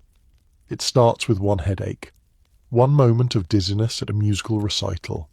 Then someone mentions it to the vicar's wife, then someone else. Before you know it, people start offering to carry your packages, pull out your chair, invite your younger sister on walks instead of you, and then you're the fragile one.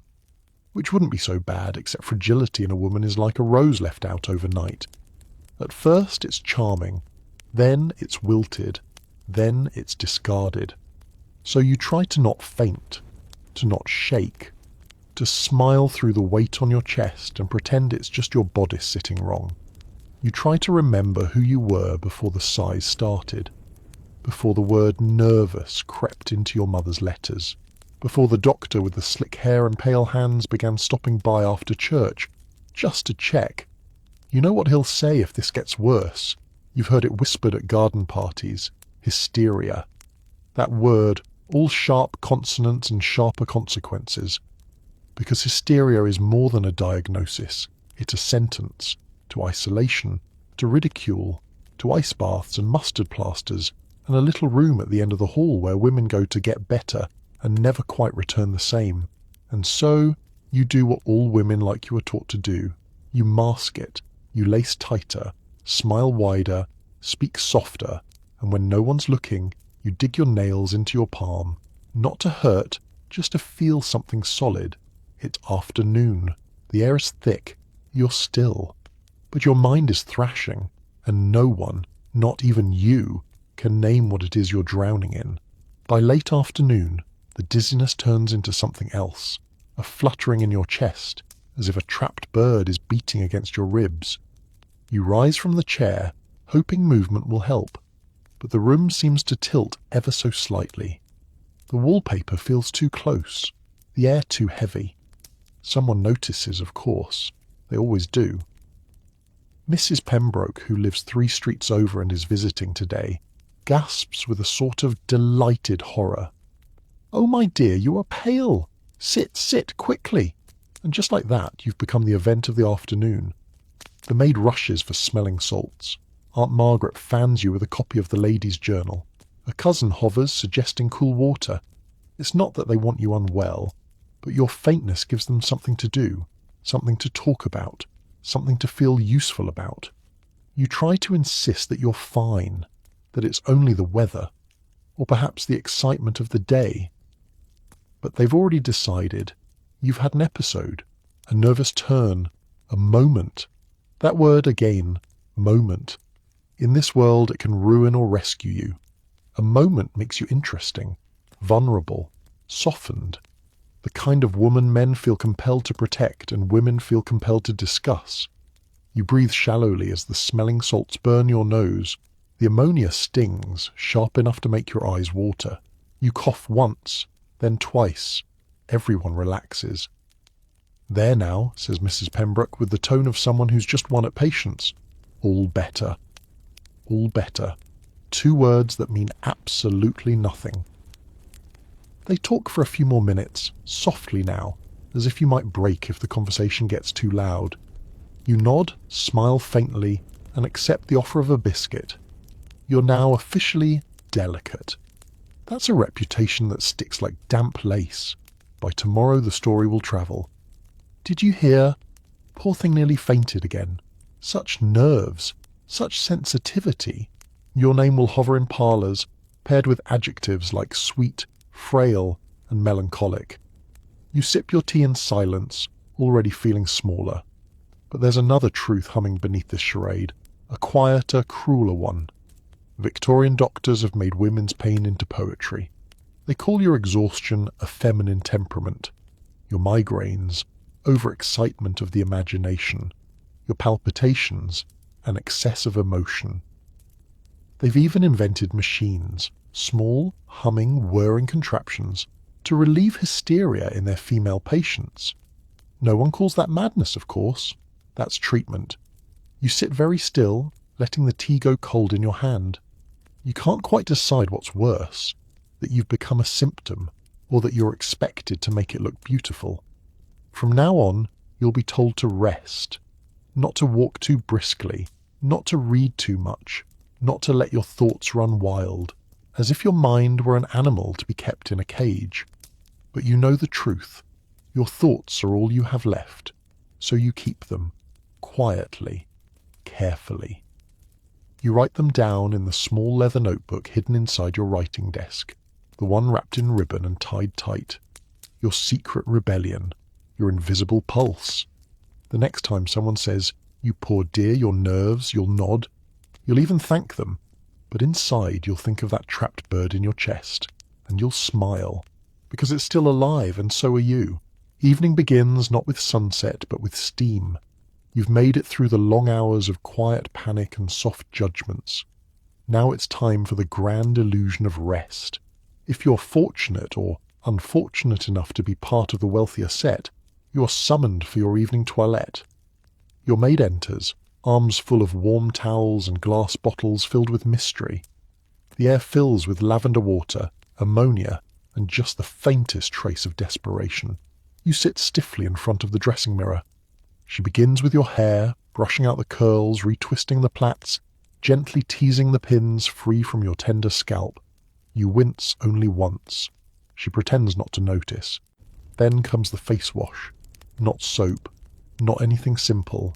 Instead, cold cream made with whale oil, toner with alcohol and astringent, rose water, if you're lucky. But some households insist on arsenic.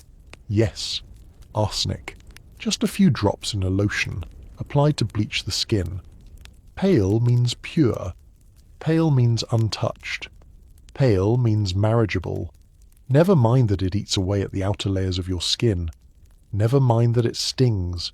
Your cheeks must not glow. They must glimmer. And so, you apply it. Not because you're vain, but because your entire value might depend on how translucent the skin over your cheekbone appears by candlelight at dinner. Your lashes are darkened, not with mascara, which doesn't exist yet, but with lamp black, a powder made from soot, mixed with a bit of saliva, applied with a fingertip, gently. Your lips, pinched, not painted. That would be scandalous. But a discreet bite before entering the drawing room gives them just enough colour to suggest health, not hunger. Your gown for the evening is already laid out on the bed. Silk, structured, low-necked, but not daring. The kind of dress that whispers wealth without screaming seduction. You slip into it with practiced ease. The maid fastens the hooks up your back. You stretch your arms, just enough to feel the tight pull of fabric along your spine. You're trussed, poised, transformed. By the time you descend the stairs for dinner, you're a different creature entirely. Gone is the pale girl with the fluttering heart and fainting spells. In her place stands a vision, serene, composed, fragrant, gleaming ever so slightly with castor oil and powdered starch. You float into the drawing room as though you've never known a single moment of discomfort. That's the expectation, because this is the time of night when women become ornament. You will not pour the wine, you will not serve the food, you will not initiate the conversation. You will, however, provide atmosphere. You will smile with just the right blend of mystery and modesty. You will laugh, politely, when one of the older gentlemen misquotes Byron. You will tilt your head when someone mentions the Queen's latest health. And you will endure the unspoken gazes, the ones that skim your collarbone like a second corset, the ones that calculate your dowry behind mild eyes. You're not here to eat. You're here to be consumed. The dining room glows with gaslight. The air is warm with roasted meats and polished silver, but your appetite is nowhere to be found. You sit in your designated place, hands folded lightly near your fork, spine aligned like you were trained from girlhood. A gentleman to your right asks how you find the weather lately. You say it's been mild, but the garden needs rain. He nods and does not remember your name. Across the table, someone mentions a recent play in London. You have read about it in the papers. You know the actress. You know the scandal. But you say nothing unless prompted. A woman who volunteers her opinion on theatre may soon be suspected of having thoughts about politics, and that, of course, would be unseemly. So instead, you smile and ask about his horses. He talks for 10 minutes. You cut your meat into small, precise bites and pretend to chew them. You do not finish the plate. You never do. Because eating, like everything else, is a performance. Too little, and you seem weak. Too much, and you seem coarse. And if you accidentally stain your bodice with gravy, well, you might as well propose to yourself because no one else will. The candles flicker. You feel a headache blooming behind your eyes, but you keep smiling. One of the older ladies down the table has applied too much rice powder. It cakes in the creases beside her mouth, and someone whispers about it behind a wine glass. A maid trips slightly while serving the fish. No one acknowledges her. You all pretend it didn't happen, because dinner is a show, and the illusion must be preserved, especially the illusion that the women at this table are not working. But you are. You're calculating your every gesture, your every word. You laugh in the right places, sip slowly, nod encouragingly, and answer questions with a kind of polished neutrality. Inside, you are somewhere else entirely. You remember hearing once that some women take arsenic pills, not just on the skin, but swallowed, to keep their complexion ghostly, their eyes bright, their weight down. They die slowly, of course, but gracefully. That seems to be the goal. After dessert, a custard you barely touch. You rise when the hostess gives the signal. The women retire to the drawing room. The men stay behind for cigars, brandy, and serious talk. You've never been invited to that part. In the drawing room, you settle once more into your chair. Someone begins to play the pianoforte. You know the song by heart.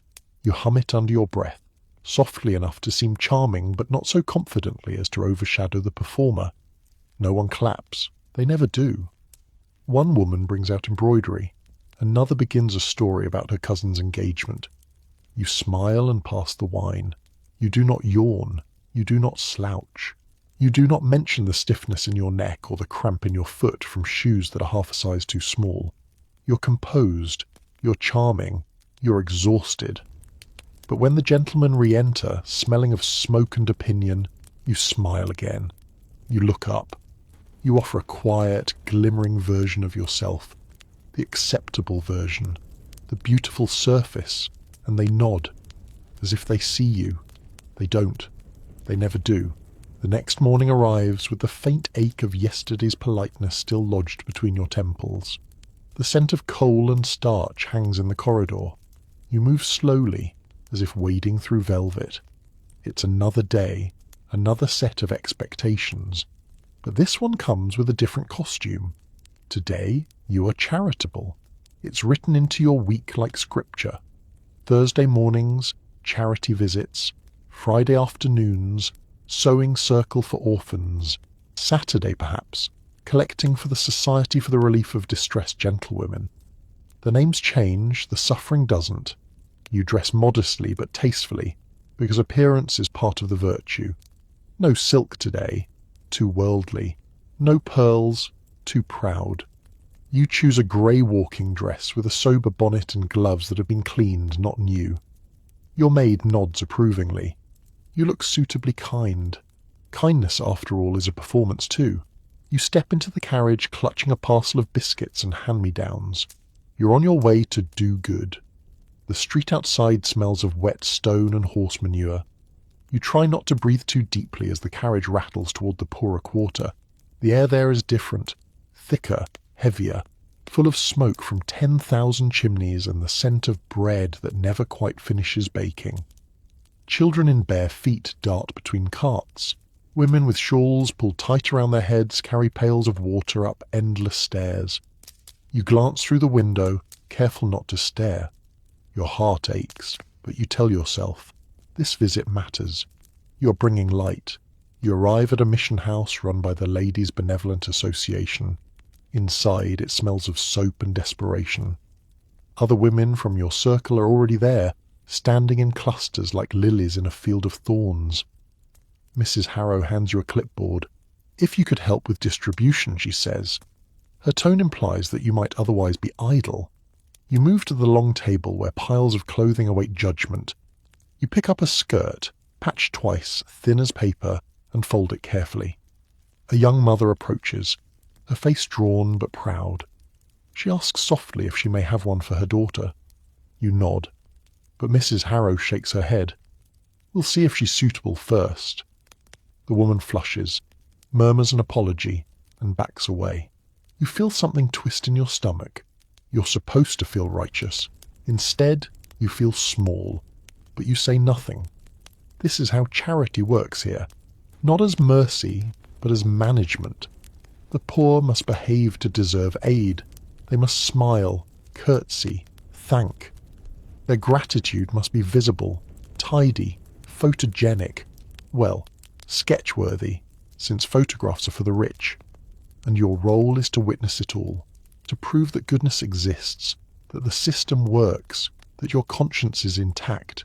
You hand a loaf of bread to a child with dirt on her cheeks. She takes it, wide-eyed, and says nothing. You smile, the kind of smile that aches behind the teeth. "God bless you," you whisper. But as she runs back to her mother, you catch the look the woman gives you. It isn't gratitude, it's pity. You try not to think about it. Because if you do, if you really let yourself feel the imbalance, you might not be able to continue smiling at all.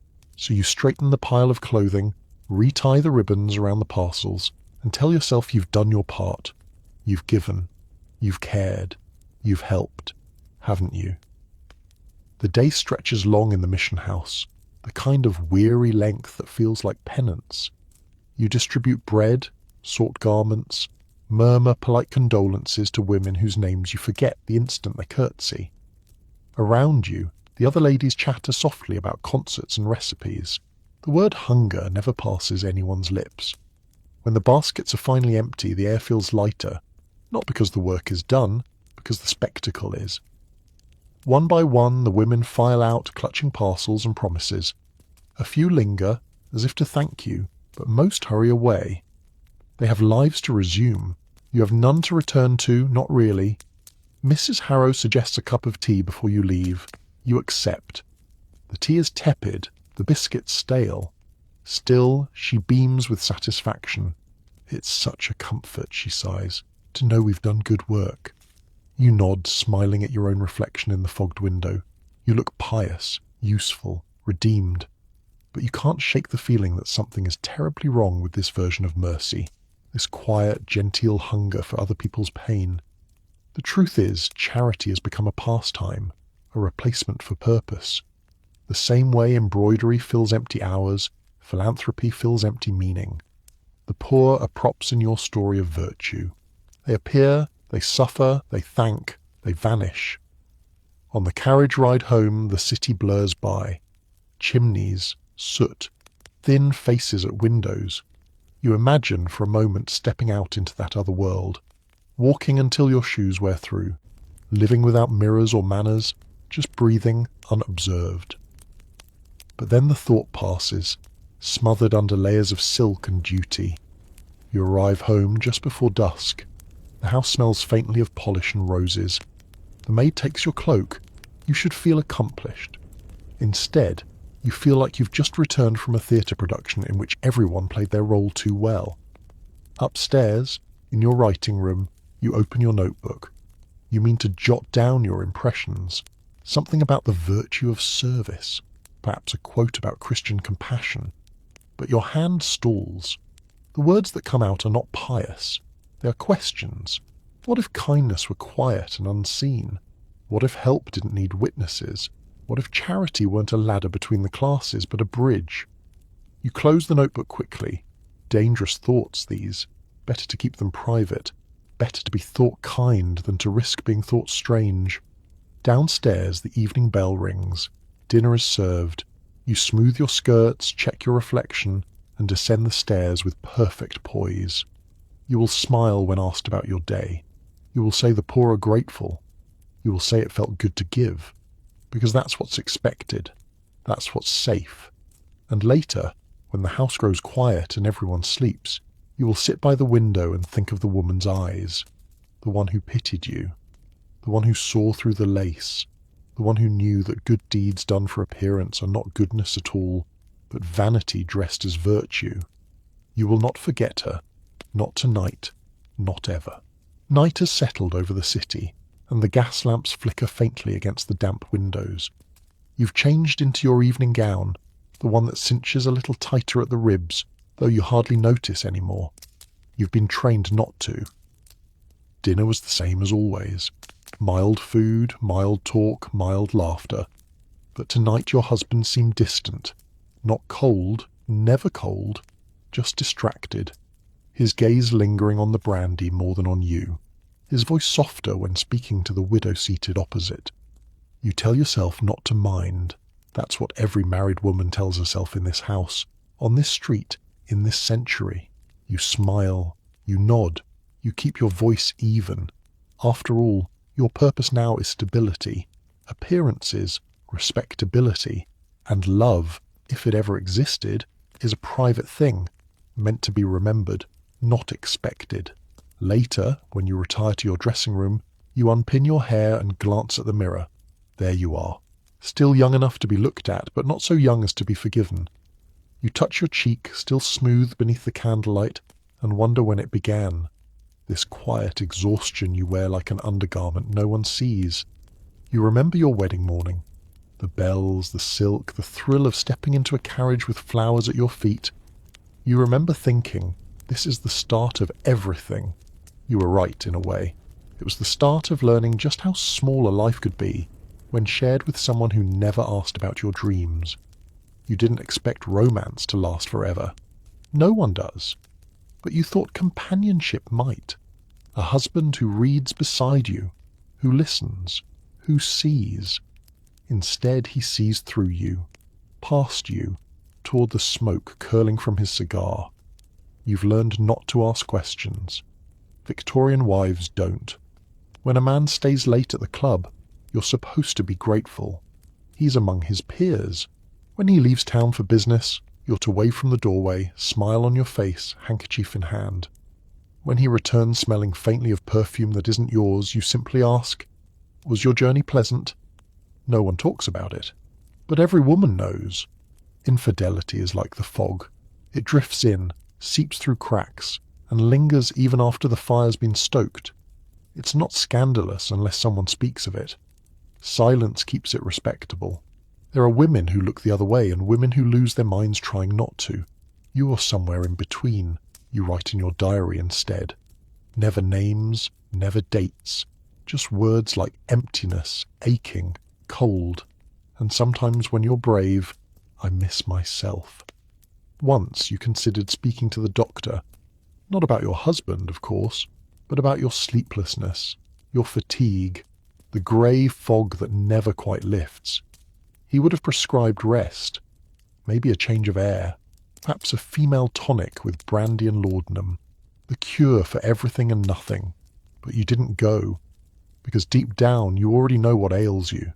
It's not nerves, it's not faintness, it's the slow erosion of a self that was never allowed to fully exist. You blow out the candle beside the mirror and stand in the quiet. In another room, your husband snores faintly. You wonder if he dreams of anything. You do. You dream of air, of laughter without permission, of waking up one morning and feeling entirely blessedly real. You lie awake longer than you should, the ceiling above you dim and endless. The clock ticks like a pulse, soft but relentless. Each sound seems to measure something. Your patience, your quiet, your life. You roll onto your side and watch the faint glow from the hallway creep across the rug. The house is still, except for the soft murmur of pipes and the faraway clink of glass from the parlour, where your husband sometimes finishes his brandy alone. You used to wait for him. At first, out of affection.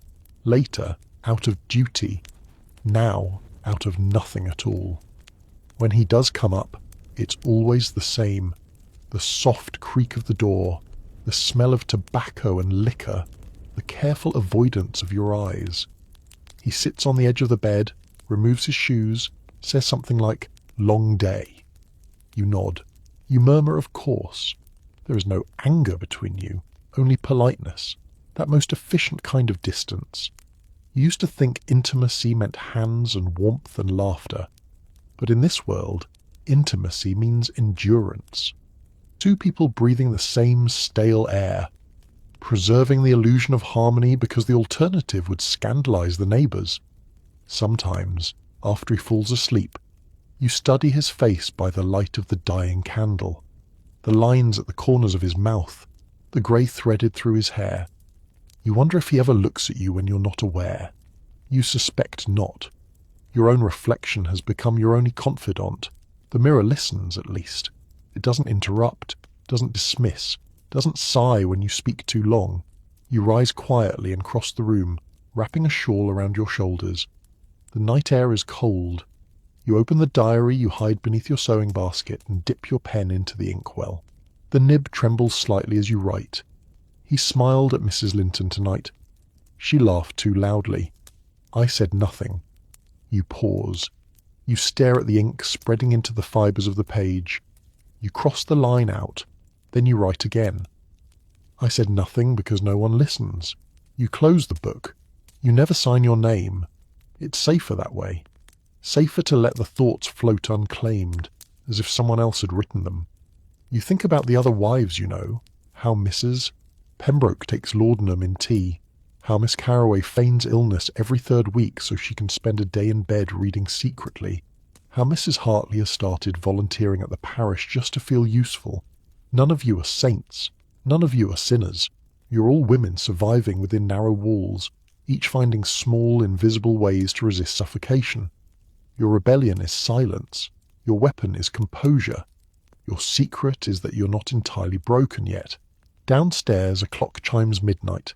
You blow out the candle and slip back into bed beside the man who never really knew you. He stirs, half asleep, murmurs your name as if remembering a dream. You close your eyes. You almost answer. But instead, you let the darkness answer for you. It does so gently, without judgment. And for the first time in days, you sleep. Morning again. The same light, the same chill, the same rhythm of footsteps in the hall.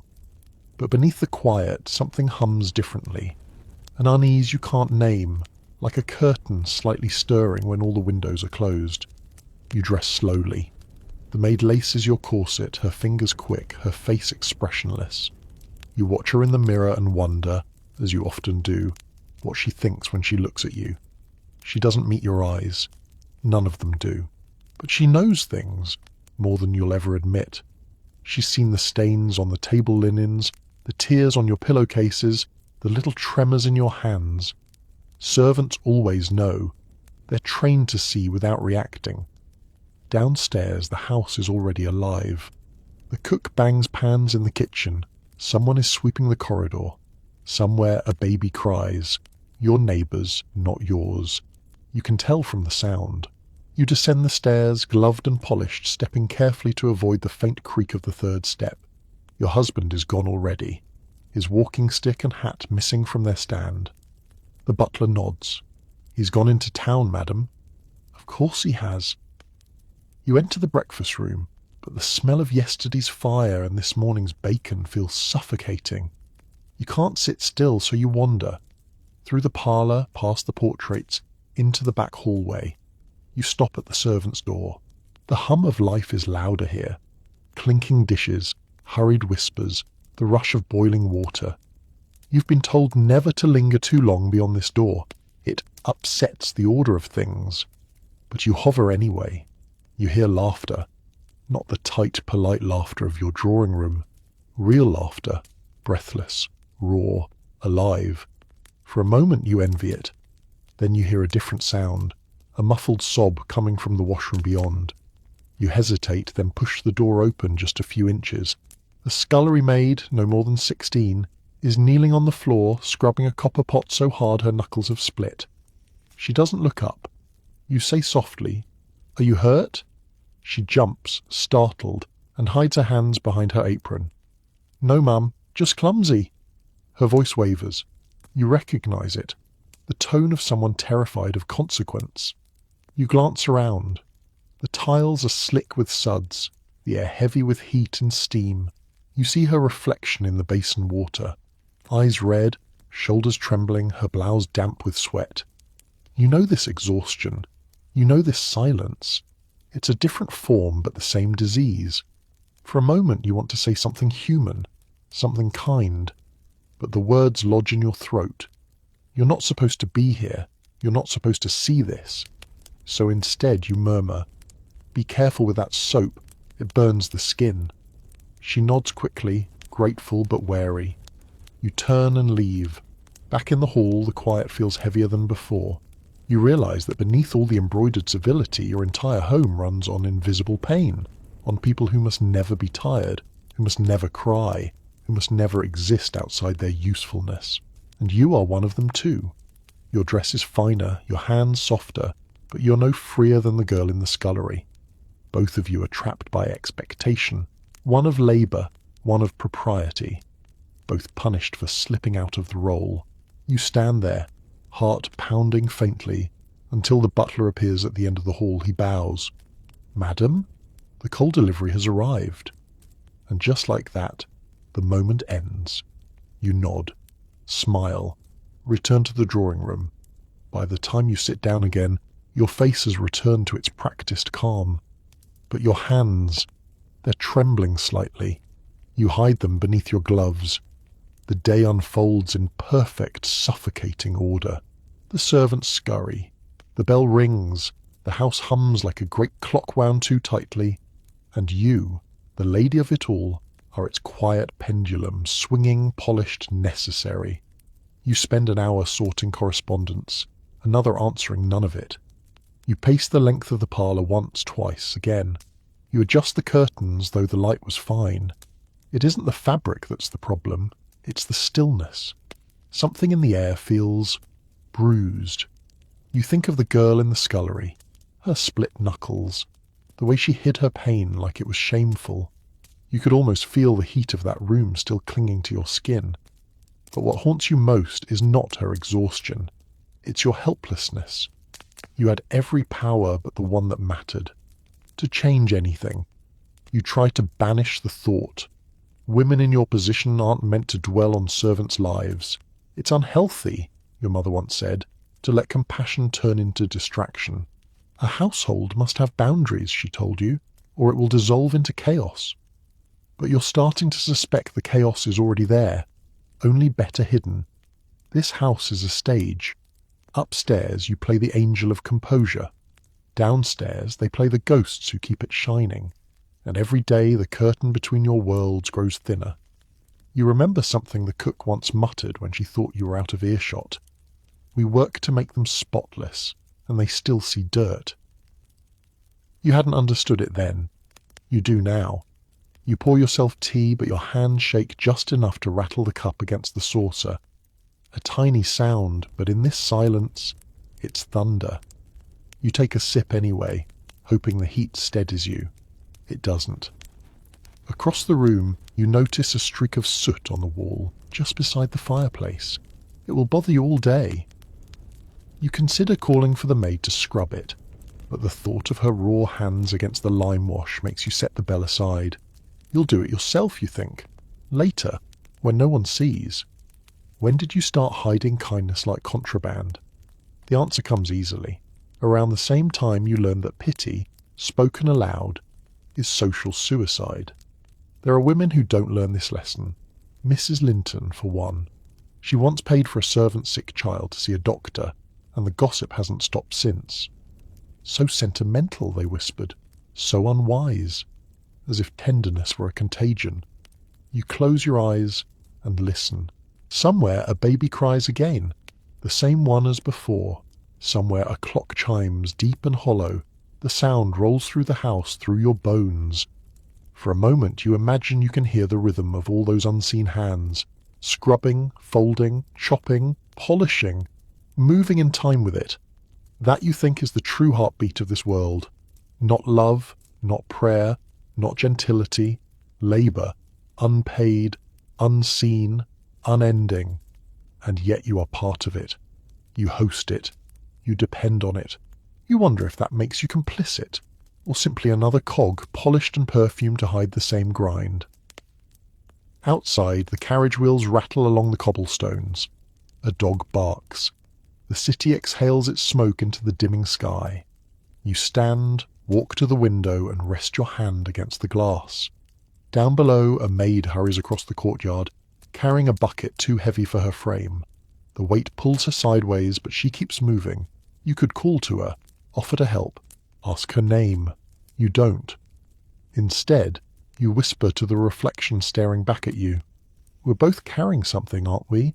And then, because it's all you can do, you step away from the glass before someone sees. The next morning begins with a note.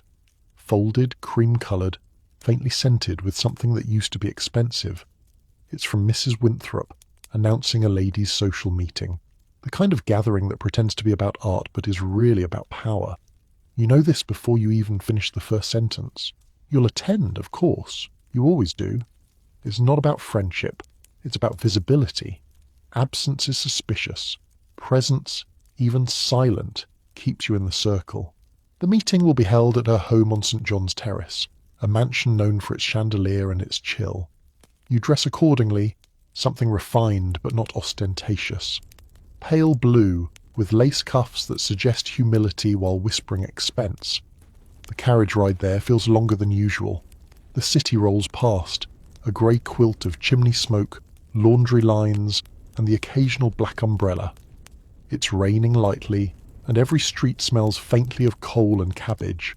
When you arrive, the drawing room is already crowded with women. Silk rustles, fans flutter, laughter ripples through the air like perfume. A footman takes your cloak and you step into the performance once more. The topic of the day is the advancement of the female mind. You almost laugh. You've heard this play before. It's a careful kind of rebellion, the kind that keeps one foot firmly inside the parlour. Mrs. Winthrop herself begins, voice smooth as syrup. We ladies, though delicate, are not without influence. Through virtue, taste, and tact, we can elevate society. The room hums with nods. Everyone agrees. Everyone must.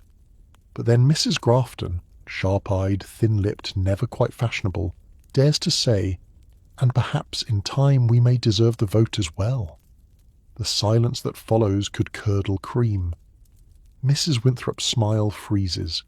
Ah, she says finally, let us not stray into politics. We must not forget our natural grace. You lower your gaze, though your pulse quickens, not from fear, from something closer to recognition, because grace, that word again, is the leash dressed up as virtue. You listen as the discussion shifts to safer ground. Moral literature, good manners, proper education for daughters, each phrase like a step back from the edge. Every time the conversation inches toward equality, someone smothers it with lace. You sip your tea. You nod at the right times. But inside something is stirring. It's small, almost imperceptible, like the first crack in porcelain. A thought that doesn't belong here.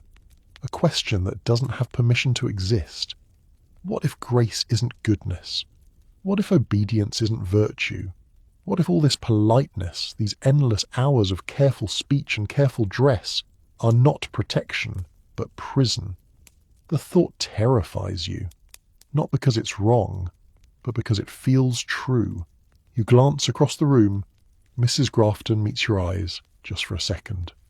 A flicker of understanding passes between you, a brief, silent acknowledgement that neither of you believes in this play anymore, and then it's gone. Mrs. Winthrop calls for applause. Everyone claps. You do too.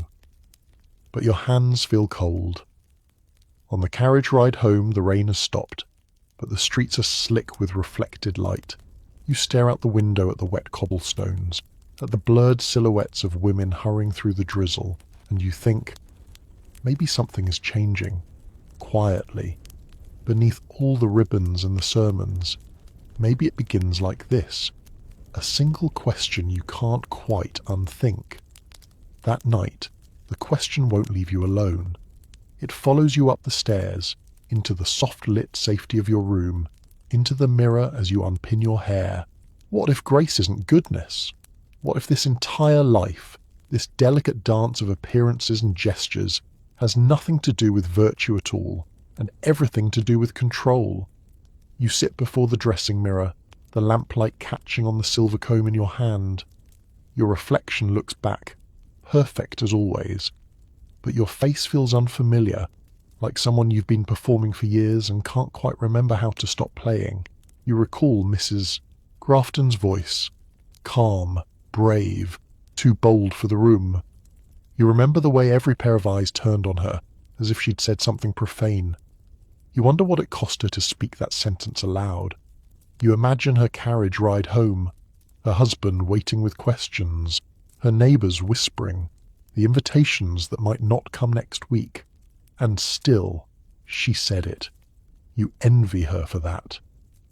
You rise and cross to the writing desk lit by one flickering candle. You open your notebook, the same one you've been filling quietly for months, and dip your pen in ink. This time, you don't hesitate. What if we stopped calling obedience grace? What if silence were not peace, but punishment? What if goodness meant something freer than this? The words come faster than you expect. They pour out, steady, controlled, but burning at the edges. You don't write names. You don't write plans. You only write the truth as you've begun to feel it. You pause. The house creaks faintly. You hear your husband's footsteps somewhere down the hall. You blow on the ink until it dries, then close the notebook and slide it into the false bottom of your sewing box. If anyone found it, you'd be finished. A woman with thoughts too large for her life is a danger to herself and others. You'd be dismissed as fanciful, hysterical, discontented, whatever word makes them most comfortable. You smile at the absurdity of it. The same society that applauds a woman for stitching flowers on linen fears her if she dares to stitch a sentence instead. You stand and cross to the window. The city outside hums faintly, gas lamps glowing through the fog. Somewhere beyond the rooftops, a train whistles, a reminder that the world is moving, even if your own life stands still. You rest your forehead against the cool glass and breathe.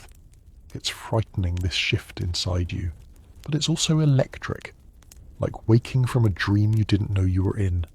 You think of all the other women, Mrs. Grafton with her sharp eyes, the governess with her ink-stained fingers, the maid with her raw hands, and wonder if they feel it too.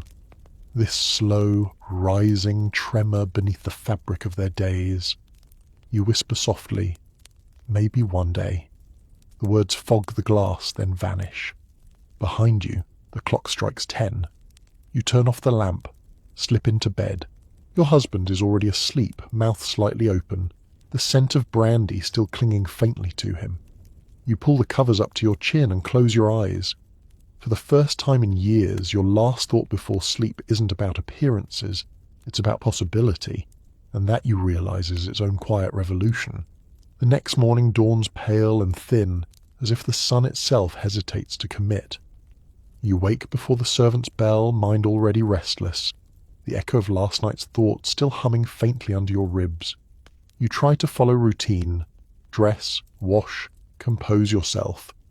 But every movement feels like imitation, a faint replay of a life that's begun to slip slightly out of focus. You keep catching yourself, pausing, staring, wondering. The questions you wrote last night are still waiting, tucked inside your sewing box. You can almost feel them there, pulsing like a small heartbeat in the quiet. Over breakfast, the world appears unchanged. The marmalade glistens, the silver gleams, the newspaper lies folded beside your husband's cup. But when he clears his throat and begins to read aloud something about a speech in Parliament, you hear it differently this morning. He reads with the authority of a man who assumes his words are truth. You sip your tea and let your gaze rest on the paper, not the print but the spaces between it, the blankness that holds all the things not said. You imagine suddenly what it would be like if women's names filled those spaces, not as wives or benefactors or anonymous contributors, but as voices, loud, messy, real. You almost laugh at yourself. The thought feels dangerous, even here. across the breakfast table from a man who wouldn't call it danger at all, just nonsense. He folds the paper, takes another sip, and says absently, "Mrs. Winthrop's speech was well received yesterday, I hear. A sensible woman, that one. You nearly choke on your tea. Sensible. The word lands like a stone. He means it kindly, of course. Sensible is the highest praise for a woman in your world. It means safe, predictable, contained. A woman who will never cause a ripple. You murmur agreement, though your heart rebels. Because you've begun to see what happens to sensible women. They vanish into their manners. They shrink until they fit perfectly into the frame society built for them, and then they disappear behind it altogether. You glance toward the window where the fog has thickened into a grey wall. Somewhere out there, the factory whistles are sounding. Somewhere, girls your age are walking to work, shawls wrapped tight, breath rising in white clouds. They are not free, not truly, but they are visible. They exist in the world's noise, not its silence. You envy them. After your husband leaves for the club, you walk through the house. The floors creak beneath your slippers. The portraits on the walls seem to watch you, their painted faces frozen in centuries of correctness. You stop in front of one, your grandmother, painted before her marriage. She looks fierce, almost defiant, chin lifted, eyes clear. You've always been told she was spirited. It was said with disapproval, but you see it differently now. You think perhaps she wasn't tamed so much as buried, and that realization lights something small and dangerous inside you. You go to the piano and lift the lid. Your fingers hover above the keys. You haven't played in weeks, not properly. Music has always felt indulgent, but now it feels like survival. You press one note, then another.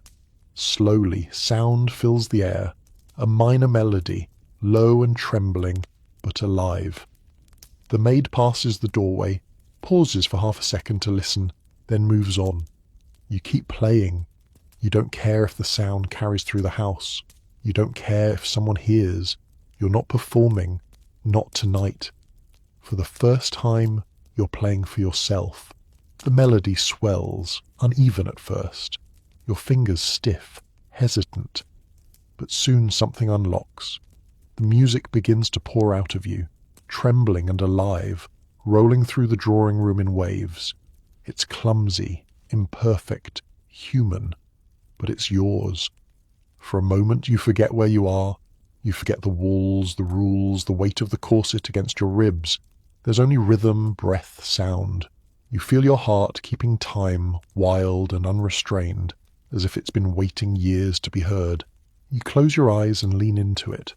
But then, footsteps. The music halts mid-phrase. The silence returns, sharp and immediate. Your fingers freeze above the keys. It's your husband. He stands in the doorway, hat still in hand, expression unreadable.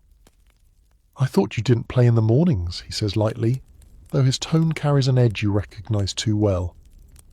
"I felt like it," you answer, softly. He glances toward the window, as though the sound might have disturbed the neighbours. "It's rather loud," he says after a pause. "You'll wake the house." You want to laugh, to tell him the house has been awake for years, winding itself around both of you, polite and airless and full of ghosts, but you only lower your gaze and nod. "Of course," he smiles faintly, satisfied.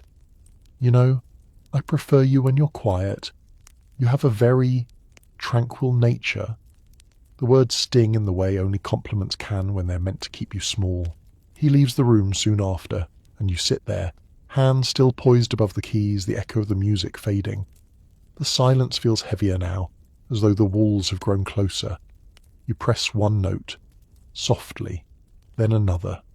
No melody this time, just defiance disguised as sound. After he's gone, you resume playing again, but quietly, so quietly that only you can hear. A secret conversation between you and the instrument, between you and the self you almost lost. When you finally stop, your fingers ache, but your chest feels different, lighter, looser, as though something deep inside has stretched awake. You rise from the piano bench and glance at your reflection in the window. The grey sky behind you looks almost silver now, the faintest shimmer of light breaking through. You realize suddenly that freedom doesn't have to arrive like thunder. It can start as something smaller, a note, a word, a thought you refuse to silence. That evening when the lamps are lit and the world folds itself neatly back into ritual, you open your sewing box and take out your notebook again. You flip to a blank page. No trembling this time. The pen feels steady in your hand. If I cannot speak loudly, I will write quietly, you begin. If I cannot leave, I will build a doorway in words. You pause. Then deliberately you write your own name beneath it. For once, you don't hide.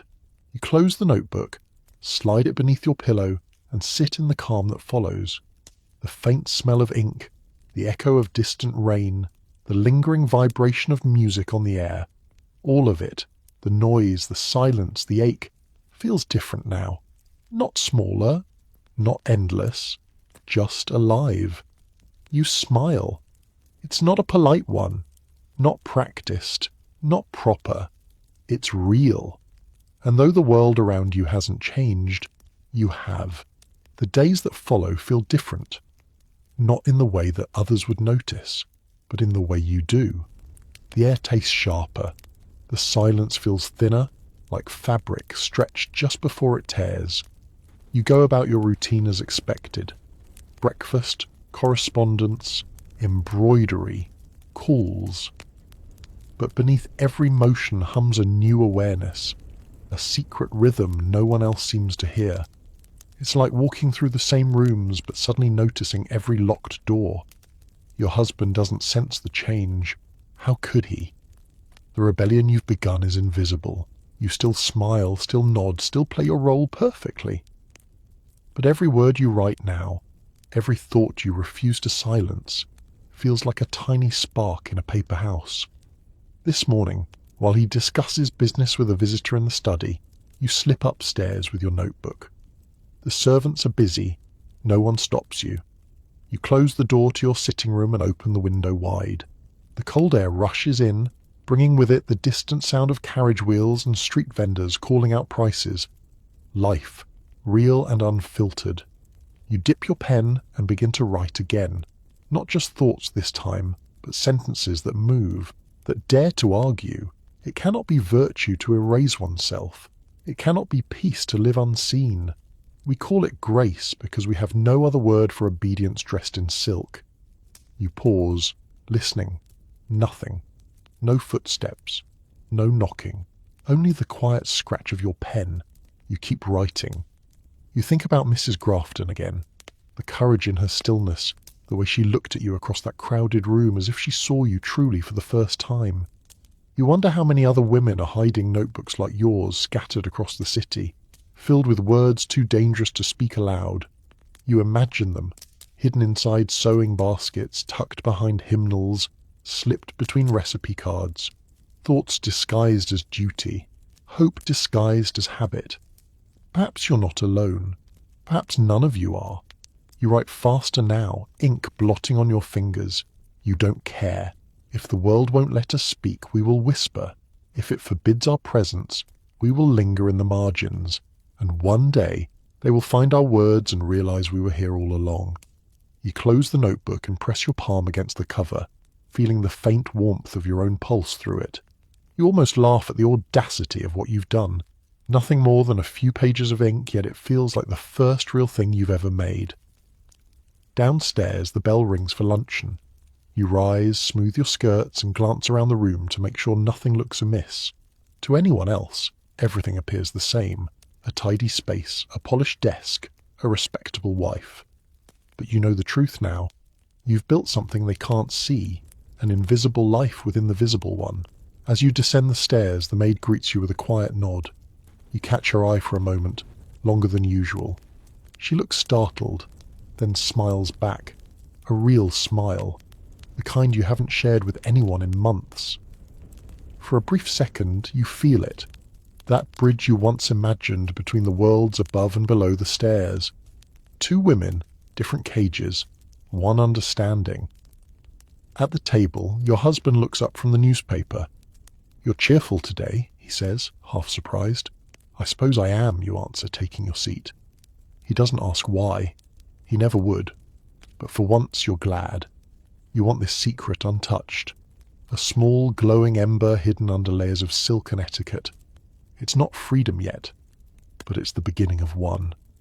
That night, when the house finally settles into its usual hush, you sit by the faint glow of a single candle, notebook in your lap, heartbeat steady but bright. You're not hiding now, you're creating. You've started to imagine what these words could become if they ever left this room. Maybe not a book, maybe not even a letter. Perhaps just a whisper that finds another woman's ear. Something that says, "You're not mad, you're not alone, it's the world that's too small." You trace the edge of the page, fingertips smudged faintly with ink. There's power in this smudge, you think. A mark of your own making, unapproved and uncorrected. Outside, a carriage rattles past, wheels slick against the cobblestones. Somewhere in the distance, church bells ring the hour. You think of all the women hearing the same bells, counting the same hours, wondering when, if ever, their lives will begin belonging to them. The thought steadies you. You turn the page and begin again. They tell us that our purpose is to preserve the peace of men.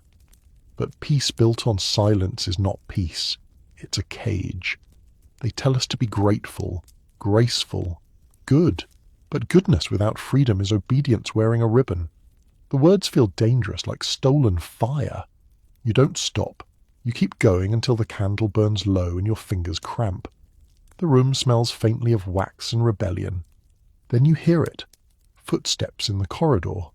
Your husband's, heavy and deliberate. You snap the notebook shut and slide it beneath a folded shawl just as the door opens. He appears, already in his dressing gown, brows raised. "Still awake?" You smile faintly. "Couldn't sleep." He chuckles, the sound soft but patronizing. "Too much thinking will ruin your rest."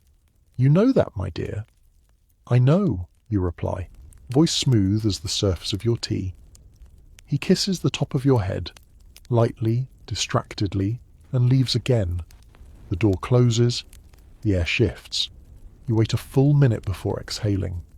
You retrieve the notebook, heart still thudding, and tuck it deeper into its hiding place. You'll keep writing tomorrow, and the next day. You don't know what it will amount to, or if anyone will ever read it, but it doesn't matter. You've begun. In the mirror across the room, you catch your reflection. The faint gleam of candlelight flickering over your face. You look neither fragile nor fearful now. You look awake. It's startling, that realization. To see yourself as something more than decoration. More than a role. You whisper softly into the quiet. "They will never know me." It isn't despair this time. It's defiance. Because now you do. Tomorrow you'll still smile at the breakfast table. You'll still pour tea, still nod, still listen. But every gesture will carry a secret weight, a private history, a reminder that while they believe you docile, you are busy building something no one can erase. The world outside may never read your words, but one day someone will find them in a chest or a drawer or beneath a cracked floorboard, and realize that even within the strictest walls, women were thinking, dreaming, writing. And maybe, when that day comes, they'll understand. History wasn't made only by those who spoke loudly. It was kept alive by those who whispered. You blow out the candle. The smoke curls upward, faint and fragrant. In the darkness, the quiet feels full, not empty. You close your eyes. You're no longer just existing. You are becoming. The days pass in their usual rhythm, calls, letters, polite conversation, but something inside you hums differently now. The old silence no longer feels like safety. It feels like sleep. And you have begun, very quietly, to wake. It begins with small acts.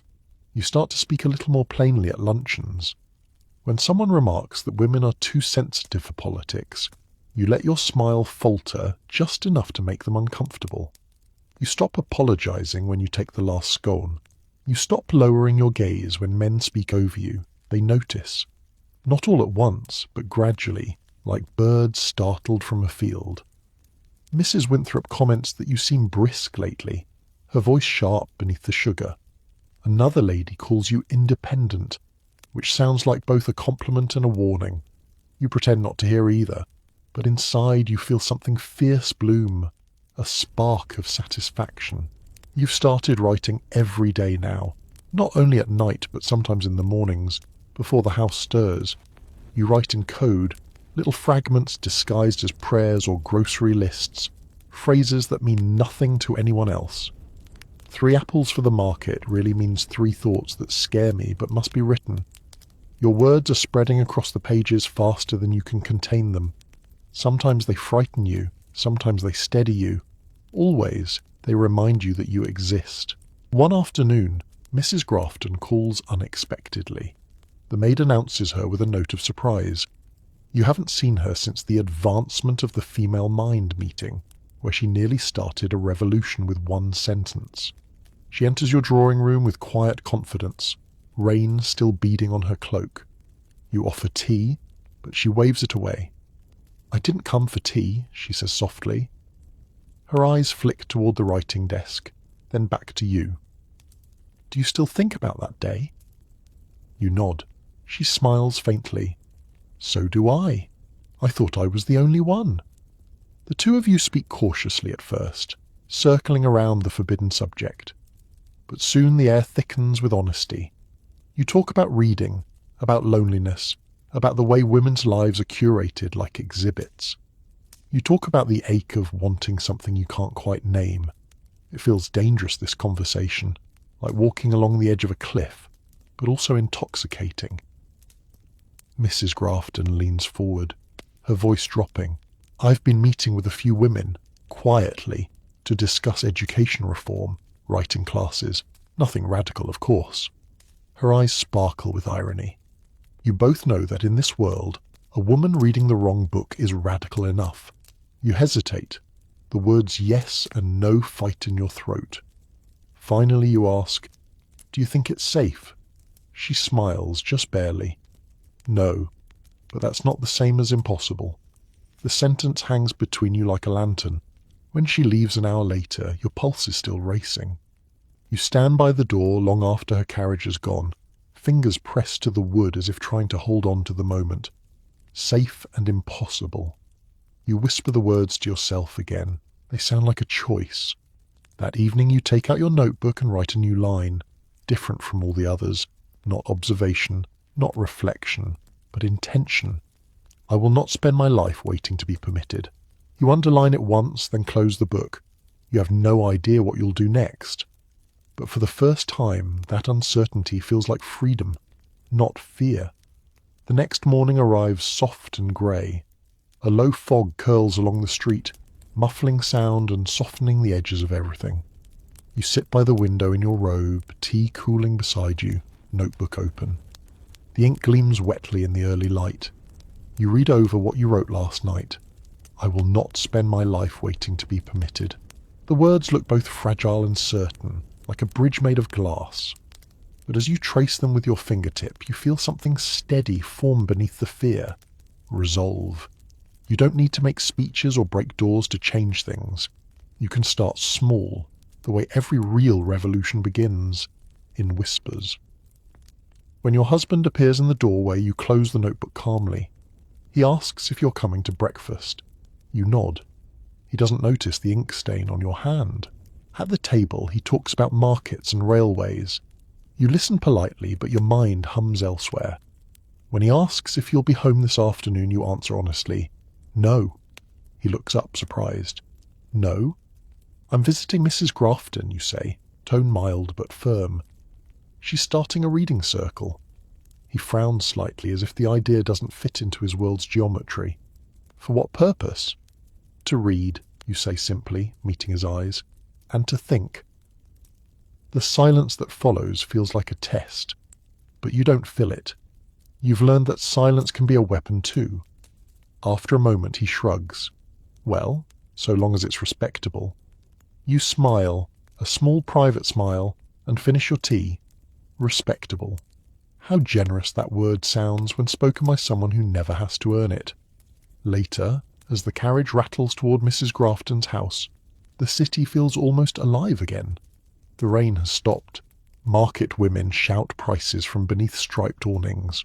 A boy runs past with a bundle of papers, ink fresh on his fingers. You wonder if your words could ever travel like that, beyond walls, beyond whispers. When you arrive, there are only 4 women gathered around the fire. They greet you cautiously, with a kind of warmth that hides its flame until it's sure it's safe to burn. On the table before them lie books, some poetry, some essays, one well-worn copy of A Vindication of the Rights of Woman. You pick it up. The cover is soft from handling, the margins filled with pencil marks. You glance up. "You've all read this?" Mrs. Grafton nods. "We're reading it again." You sit. You open the book. The pages whisper faintly as you turn them. As you begin to read aloud, something inside you settles. For the first time, your voice sounds like it belongs in the room. The others listen, not as though you're breaking a rule, but as though you're joining a chorus that's been waiting centuries to be heard. You don't know what will come of this. Perhaps nothing. Perhaps everything. But you can feel it. The world shifting by inches, one woman's breath at a time. Later that evening, when you return home, you open your notebook once more. You write slowly, deliberately, savouring the words. "Today I spoke without permission, and the sky did not fall." You close the book and slip it beneath your pillow again. The air smells faintly of rain and ink. You lie back and listen to the city breathing beyond your window, the carriages, the bells, the soft murmur of a world that has no idea what's coming. And you smile, because you do. The house is dark now. The city too. All the noise and ritual of the day has folded itself into a gentle, breathing silence. You rest there, the ghost of ink still on your fingertips, the whisper of words still humming somewhere beneath your heartbeat. Outside, a lamp flickers in the mist. Inside, the clock ticks on, but softly now, less a demand, more a lullaby. You think of the women you've met, the governess with ink-stained hands, the maid with blistered fingers, Mrs. Grafton's steady eyes. You think of every quiet rebellion that filled a diary, every forbidden sentence that refused to die, every act of grace that was really courage in disguise. And you know, now, that you belong to them, not by blood, but by persistence, by the quiet, steady pulse of thought that no corset, no etiquette, no century could fully silence. You let the stillness settle over you, heavy but kind, the kind of quiet that feels earned. The night deepens. The rain begins again, soft against the glass. You imagine the ink in your notebook drying completely, your words safe and waiting. Someday, perhaps, someone will find them.